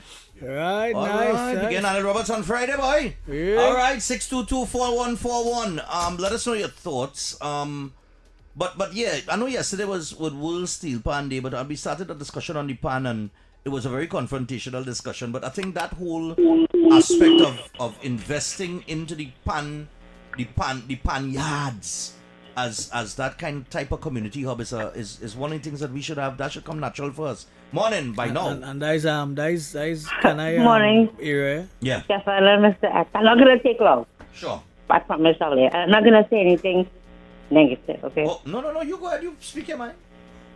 All right, so Stephan, when you were talking about the Savannah, dude, I 100% agree with you. It's totally underutilized. And I've been around that rotary in the Savannah, and I almost died because it's all people trying to drive it. And you know what Canada used to be? The second worst place to drive if you're old. When they come on the hour? Well, no, because all the reasons, we have to be lighthearted. But what I think is wrong with this country is we don't know where to invest in green spaces. I think the Savannah, exactly what you said, Stephan, yeah. we could make that into a place where people could come and have a really good time, enjoy the trees. And we should plant more trees in the savannah. And then we should regulate the traffic and make better roads. But it'll come when we get more money in the economy. The other thing I want to say is, there's a lot of green spaces. You know where? Where? You know that Golden Grove place where Blue Water is located? And you got a well right there. And there's lots of green spaces. I'm going to say thank you for giving me airtime. No problem. Yes. All right. What about Oh, God, she's troubling away. She's troubling away. Trouble. Come with a capital T. Oh, God, she'll get me in trouble, my ex-boy. She'll get me in trouble. Right, true. But yeah, man, look. It's I want something nice to eat today for lunch, man. I don't know why. Morning.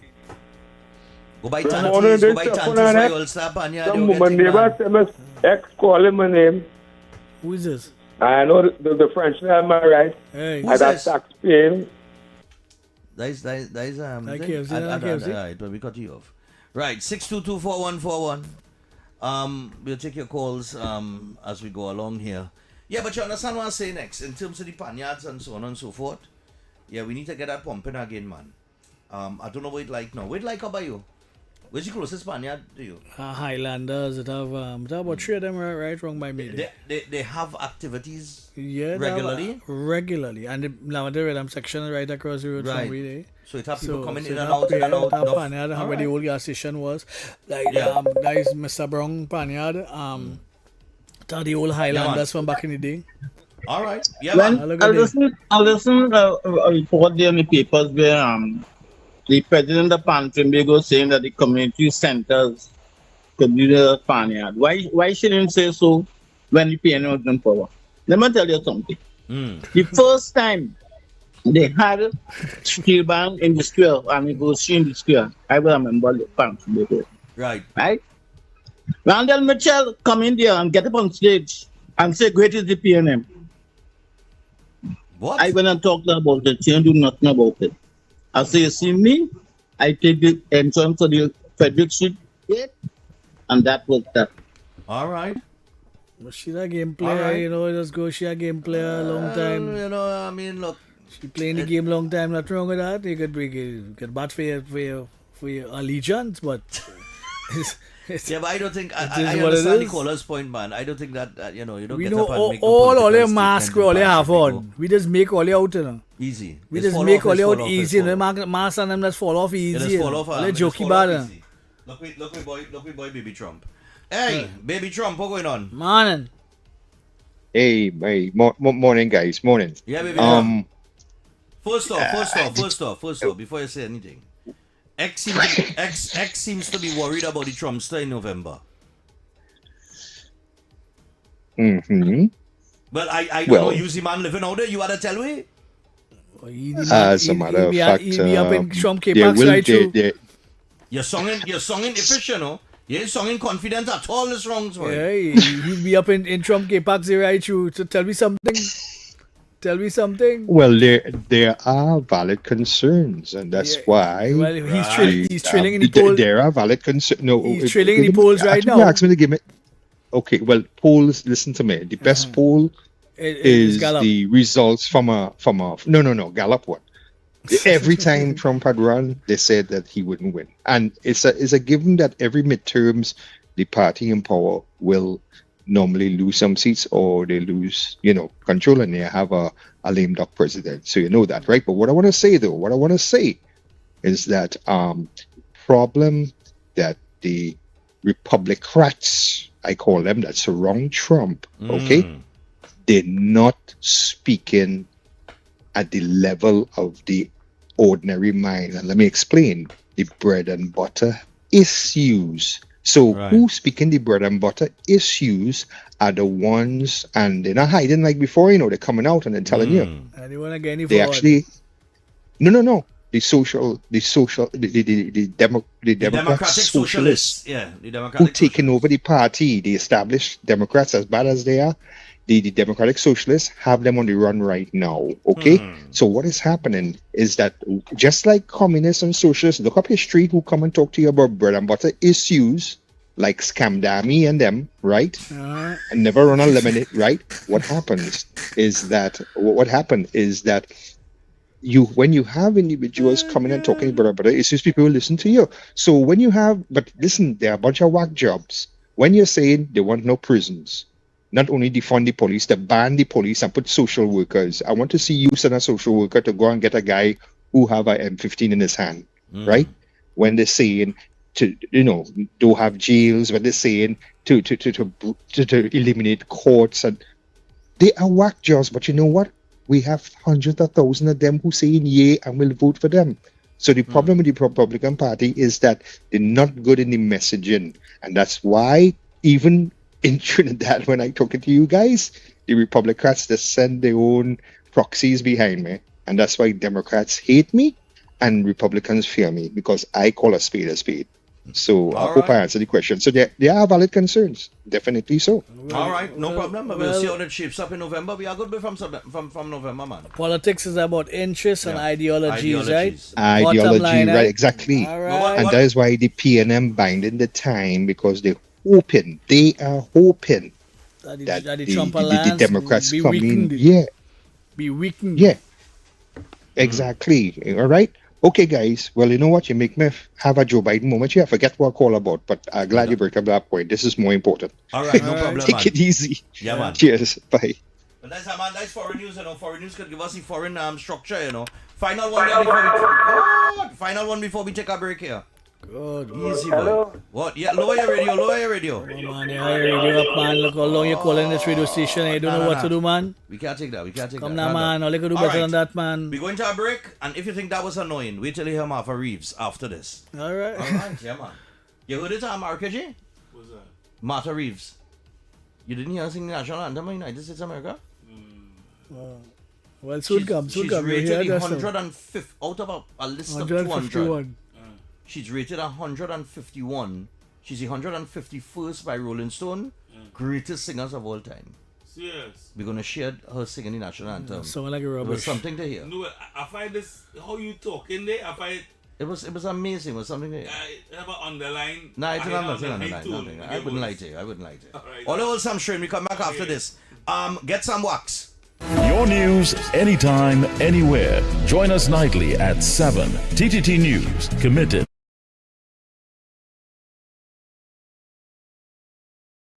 Why is Talk City 91.1 FM the leading talk station in Trinidad and Tobago? Because nobody delivers conversations like we do. Start your mornings with Ground Report. Andy Pitbull Williams, Lennox Smith, and Nigel Snipes setting the agenda from 6 to 9 a.m. Then it's Off the Record with Stephan and Mr X, Fearless Talk, and the issues everybody's discussing. Stay connected with Sharon. Ticket Front with Officer Shabadi. Go Beyond Limits with Roland Stewart. Drive Home with Heavy Duty and David Welch on Under the Radar. And wrap up your day with Kingsley and OB on The Wrap Up. Real talk, real people, real Trinidad and Tobago. Listen live on Talk City 91.1 FM and follow us on social media, Facebook, Instagram, and YouTube. Talk City 91.1 FM, the #1 talk station in Trinidad and Tobago.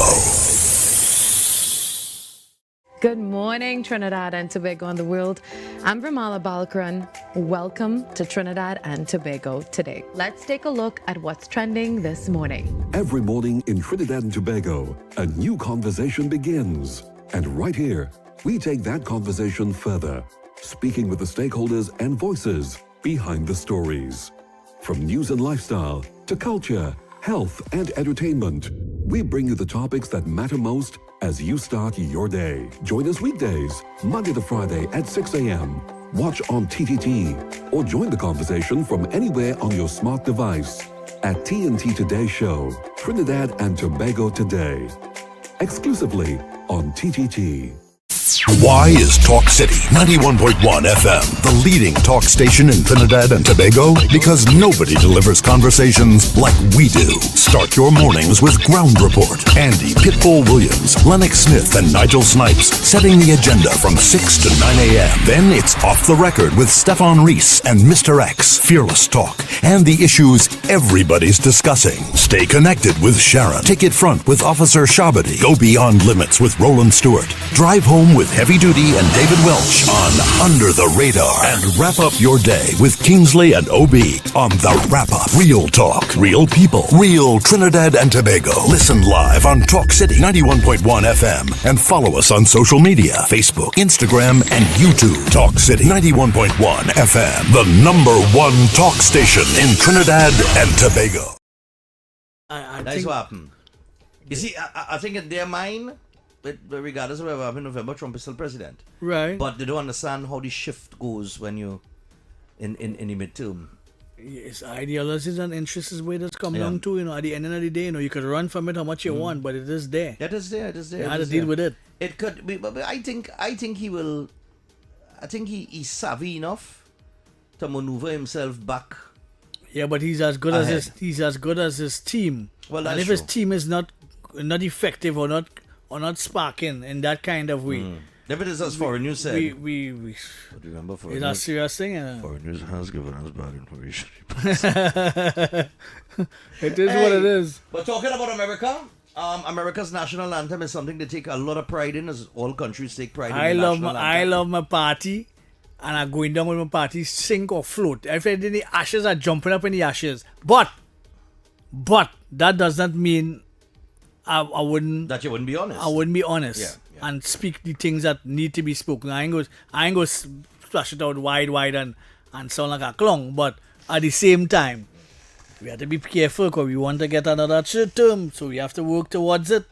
And that includes this ideologies and interests that we have locked ourselves into the president of the United States. And he is in some trouble right now.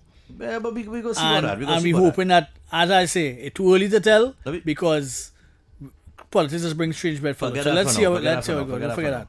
Forget our politics now. That goes sort out itself. We in what? August? Yeah. September, October, November. Yeah. All right?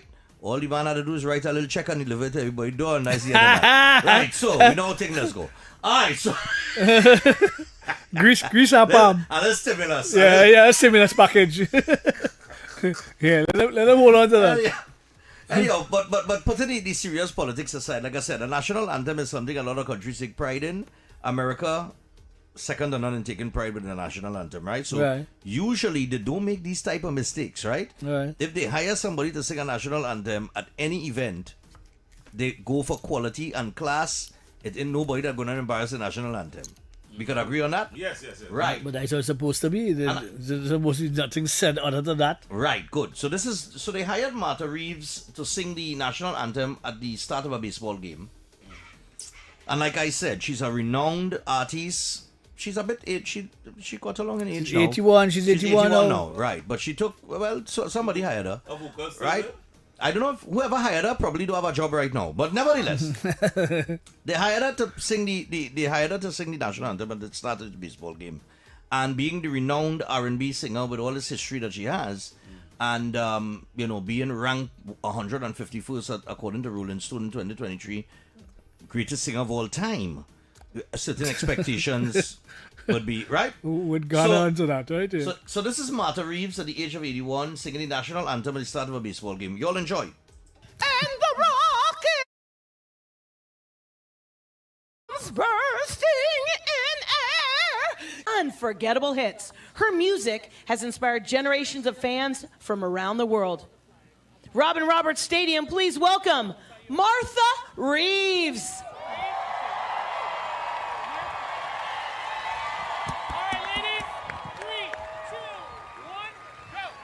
Oh, say, can you see by the dawn's early light what so proudly we hailed at the twilight's last gleaming, whose broad stripes and bright stars through the perilous fight o'er the ramparts we watched were so gallantly streaming. And the rocket's red glare, the bombs bursting in air, gave proof through the night that our flag was still there. Still there.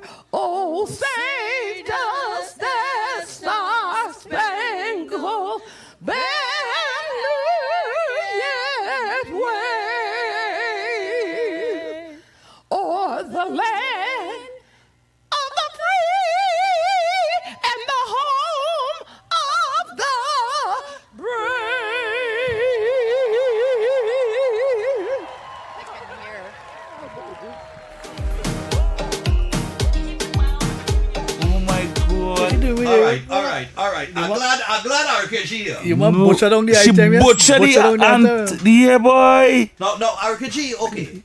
Now, does age take your voice? As you age, does your voice go? Does it affect your vocal abilities? All right. Only if you have an underlying issue. Because I'll give you an example. I know song like the Baron. Listen how Sugarlos and them singing. Listen how Baron them singing. And look at their age. Right. So it don't necessarily have. Let me put it this way. Yeah. We have Rolling Stone. Right. We have Roberta Flack. Right. Who's 80-something, who died at 80-something or 90-something or some stupidness. Flawless vocals. We had Boyz II Men. Mm-hmm. We had you still have all them old soldiers from back in the day. Yeah. Right? Who used to sing? You hear any one of them voices crack? No. That was terrible. At 80-something, them singing like But here was I went in Robert bring down Roberta Flack and People Bryson a couple years ago. Right. And he bring down she piano. Well, he ended up Robert Tamar. Yeah, lending Right. her his piano. Right? That well tuned and wherever. Yeah. And that woman gave a fantastic performance. At 80-something years. I'm sure about 80-something years all the time. So we can dispel the age. Yeah, Right? so forget the age. Now, you said she Unless you have a out strap. Yeah. You said she out a key bad. But and on top of it, if you listen to the audio correctly, carefully, you would hear that she has background vocals and the backgrounds and she not in time. She's singing a higher octave. Right? Right. And they're singing. She don't know what that falsetto. Exactly. It's like she's singing exactly there. She's singing she in don't a falsetto falsetto, or off key, and the background's not even on time at all. So my thing is, did they even have a rehearsal? Did they even have a monitor in front of the stage? Thank you. No, but let me tell you something. A monitor just keep you back, just keep you on track and sync with the music. A monitor helps, but a monitor is really for you to really hear yourself, right? Well. Right? And what a monitor does work in hand with is if it's an instrumental or a band is singing with, but she's singing that a cappella. There's no music in that. So how bad you could sing a cappella? Okay, so this is an interesting point. Right. Singing with the background music, of course, keeps you in key. Right. It helps. To a great extent. Yeah, it helps. Yeah. Singing a cappella is a totally different. Only real singers could sing a cappella. Yeah, right. Right? No, on the block little side. Nah. Thing could come and just sing, rattle off a cappella. She's 151 on Rolling Stone list. Right? Fireball could sing a cappella. Come on, yeah. Right. Anytime, any tune. Fireball could sing a... Yeah, he could rattle that off, right? Nice. So what do you have to do? What is the difference? What is the adjustment that you have to make as a singer in terms of with background and a cappella? All right. So for instance, a man might sing a song in a certain key with an instrumental, right? Right. Because you're singing with the instrumental. With singing a cappella now, you can sing in whatever key based on the range of your voice, you know. So even self, it's kind of weird that she sounded so terrible singing a cappella because she's a singer. So my thing is, she had a bad day. That's why I want to know. She had a bad day. No, but even self. Everyone has a bad day. Even self. The background singers and them, they continue to sing while they know that she is off. Like the whole performance sounded off. You know one thing I regret, I never get to... You get a joke? What's that? She went to an interview after. And they asked her what went wrong. And she said, but I could sing it now. And she sang it live in the interview. Sound good? Nope. Well, something wrong. Somebody really get fired for that. She had mommy good. Somebody really get fired for that. She had mommy lash up. If you couldn't hire somebody to sing a national anthem, you must get them. Morning. The one that lash up is a national anthem, you know, partner. Morning. Hello. Morning, Stephan. I know what to say, but all the rain falling out here, and then he found his voice and they get good. Understand? But the people that who bring a lady sing the anthem don't go by the wicked boys. Yeah, the wicked. Yeah. Santi song real off that thing of wicked going on in Talk City there. She off. Yeah, man. She off course like holiday food. I don't think I ever heard anybody in history singing a national anthem sounded so poorly. Yeah, for news. That's your anthem. Oh God. You know, if she was in a military ceremony and so many guys would get court-martialed for breaking formation, just putting their hand in their ears. Oh God, boy, I rather take jail than to stand up and endure that. Oh God. I tell him stop it. I tell Stephan, I say stop now. What's already worse, boy? Worse in the world, yes? Boy. Hey. I rather take the whip every day of the week from you guys than to listen to that. Oh God. Wait. You live in outside, right? You live in America. You know the standard that America, they don't do things by guests. Yeah, boy. They don't do things by guests. On no level in America. They just make sure and plan the thing proper, especially if it's going to be televised. Well, here's what organizers will now do. Anytime you're dealing with someone, and no disrespect, but anyone at that stage in their life, right? For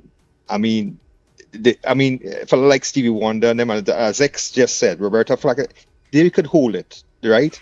But they should have done a rehearsal, and it looked as though there was no rehearsal, and neither there was a dry run, and she didn't give them a demo. But here's what: the fact that she went live and she said, "Well, I can sing it right now for you," and she do it the same way, then something is happening right upstairs. Yeah, boy. The elevator stopping between floors. This is where I'm going. Stop between floors. You know there are people that tone deaf. Yeah, but you know there are people that tone deaf. Take care. Good Lord. Stephan? She's not expected to be tone deaf. Yeah, well, guys were saying. We have any local artists that sung that horrible live? Nah. Besides J Angel. Oh, yeah. Yeah, besides J Angel. Nah. She's the only one I can think of. Yeah. Oh, But it's the only one? Which other one do you have? I think we have Nyla. Nah, Nyla No, be on point right too. No. Nyla be on point right too. Nah, here what happened. They have artists that have off days, right? Yeah, they really are artists that have off days. You fall off and dead. It is happening to the best. Morning. You fall off and dead, I mean. And to think Millie for nearly pay the price. Morning. Morning. Two things. Yeah, like X said, that woman is 50 something rank. 151, yeah. You understand? Greatest of all time. Yeah, so we're going to leave it there now. And the agent thing, we're going to leave it there. What I want to find out from all your neighbors, Stephan and X, all you do forget, that thing with Fauci that come out here will cause the Democrats to lose real points. Because also, I was listening.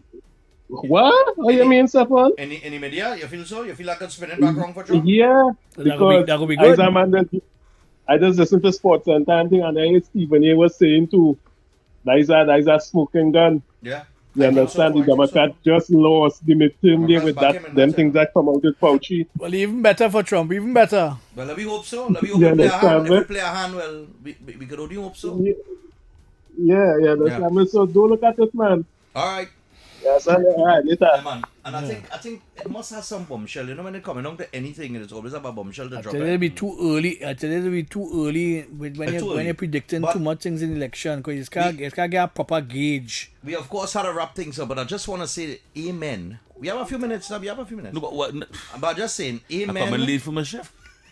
I just want to say that I thank God that we have one of the shortest anthems in the world, because if ever we hire anybody to sing like that, our anthem, to sing like that, and a song like that, at least we wouldn't feel the pain for too long, right? Because our anthem is short. It have any shorter anthem than ours?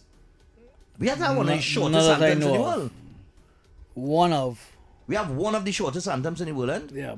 I wonder if you could Google that, boy. Shortest. You're checking it, yeah. And two, amen for the national instrument, the steel pan, because we like to. I prefer when they hire a panist to play the anthem. You understand?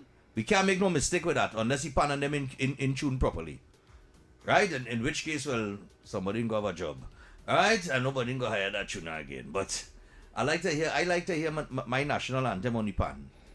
the cocktail man again on TikTok. I'm gonna take him in later. You would agree with that? I prefer our anthem, right? I always prefer hearing our anthem on steel pan than singing it. Morning. I always prefer. Morning. Let me tell you something. It's just songwrite. You know what kind of I had a bird I like. Let me tell you something. That lady singing like an angel. She's singing like a canary. That woman, that girl, when she sing, if you in the desert, rain going and fall, and I love that song the best more than anything. But then we done, and then I realized how bad she does sing. Anyway, let me tell you something. You see where everybody jumping out now and want money to fix pan and for this culture and all kind of thing. The priority with this prime minister had to do, and I'll be really disappointed if she don't make that as a priority. You see all them schools with Rowley leave to abandon and rotten and get reach their ruins. Any kind of money Trinidad and Tobago come gets the hand on, she should focus first on that. Forget the pan and all that. And then again, I don't want to talk too much about any kind of culture, because first thing, you know, they might say is a slave and all this kind of thing according to Benjai. Me know how people didn't done he worries as yet for that stupid dotage statement. Now we could have said anything. He was good while he was going with the narrative of who want to participate in what culture. You see, but when he started to mention that slave thing, too much trees. That break all protocol. He make slavery now as a kind of talking in the rum shop kind of thing, discussion, that it really have the meaning it's supposed to have and all this kind of thing. And people have to be conscious when you see they going down a certain road with certain element of our would lead. You see like how the N word and the C word is being used loosely now in our society. Yep. That topic now, because of people who encouraging it and having this kind of loose discussion, like if it didn't mean anything, it wasn't atrocious to a whole community of people. Now that could be a discussion, well, I a slave or you know, that kind of old talk kind of thing, and take away your value and the struggles that people went through on that. We had to wrap it up. I have the answer to your question here. So Japan guys is the shortest, right? 45 to 50 seconds. Wow. And also Uganda. Uganda, right? That is like right? we here. Right? And that's enough. That's it. They say the musical composition of only 8 bars. We in about 2 or 3 minutes. Nah, not so long. We were in about 2 or 3 minutes. We'll check that, but we had to wrap it up. Is that according to sing it to I see here that following a violation notice from the Tunapuna Piako Regional Corporation, the state gets 5 days to respond. Apparently the chairman has gotten some pause on the... Or the state had to... Listen, let me tell you what somebody say on that, right? To the chairman in Tunapuna, the Tunapuna Piako Regional Corporation, we get to the news. He said, imagine you'll be using our taxpayers' money to fight against a building built by taxpayers' money to enhance police presence for the safety of taxpayers. Make it make sense. Right? In other words, he's a clown boy. News at noon. Until tomorrow, people be out. When you train up, he's cute. Yeah, I'm telling you. Be gone. Trinidad and Tobago's Calypso Deepwater gas project was effectively held back under the previous administration, arguing that the government at the time failed to create the commercial and policy conditions needed to move the project forward. In outlining its importance, Mr. Ramdeen described Calypso as a potentially transformative project for Trinidad and Tobago's energy sector. Our most critical project to bring and monetize natural gas into this country, at first, Calypso holds reserves of almost 3.5 TCF of gas. And I am privy to certain information that I can't disclose to the public because of our obligations, but there is a humongous potential in Calypso for the development of that field, and it languished for 10 years. The NGC chairman indicated that the last administration in April of 2025 extended the foreign direct investment period for the project. So was a project. It is our first deepwater project. It found its birth under the first administration of Kamala Prasad Bisesa in the bid round between 2011 and 2012. That project languished under the People's National Movement administration from 2015 to 2025, another 10-year period. So as the future of Trinidad and Tobago.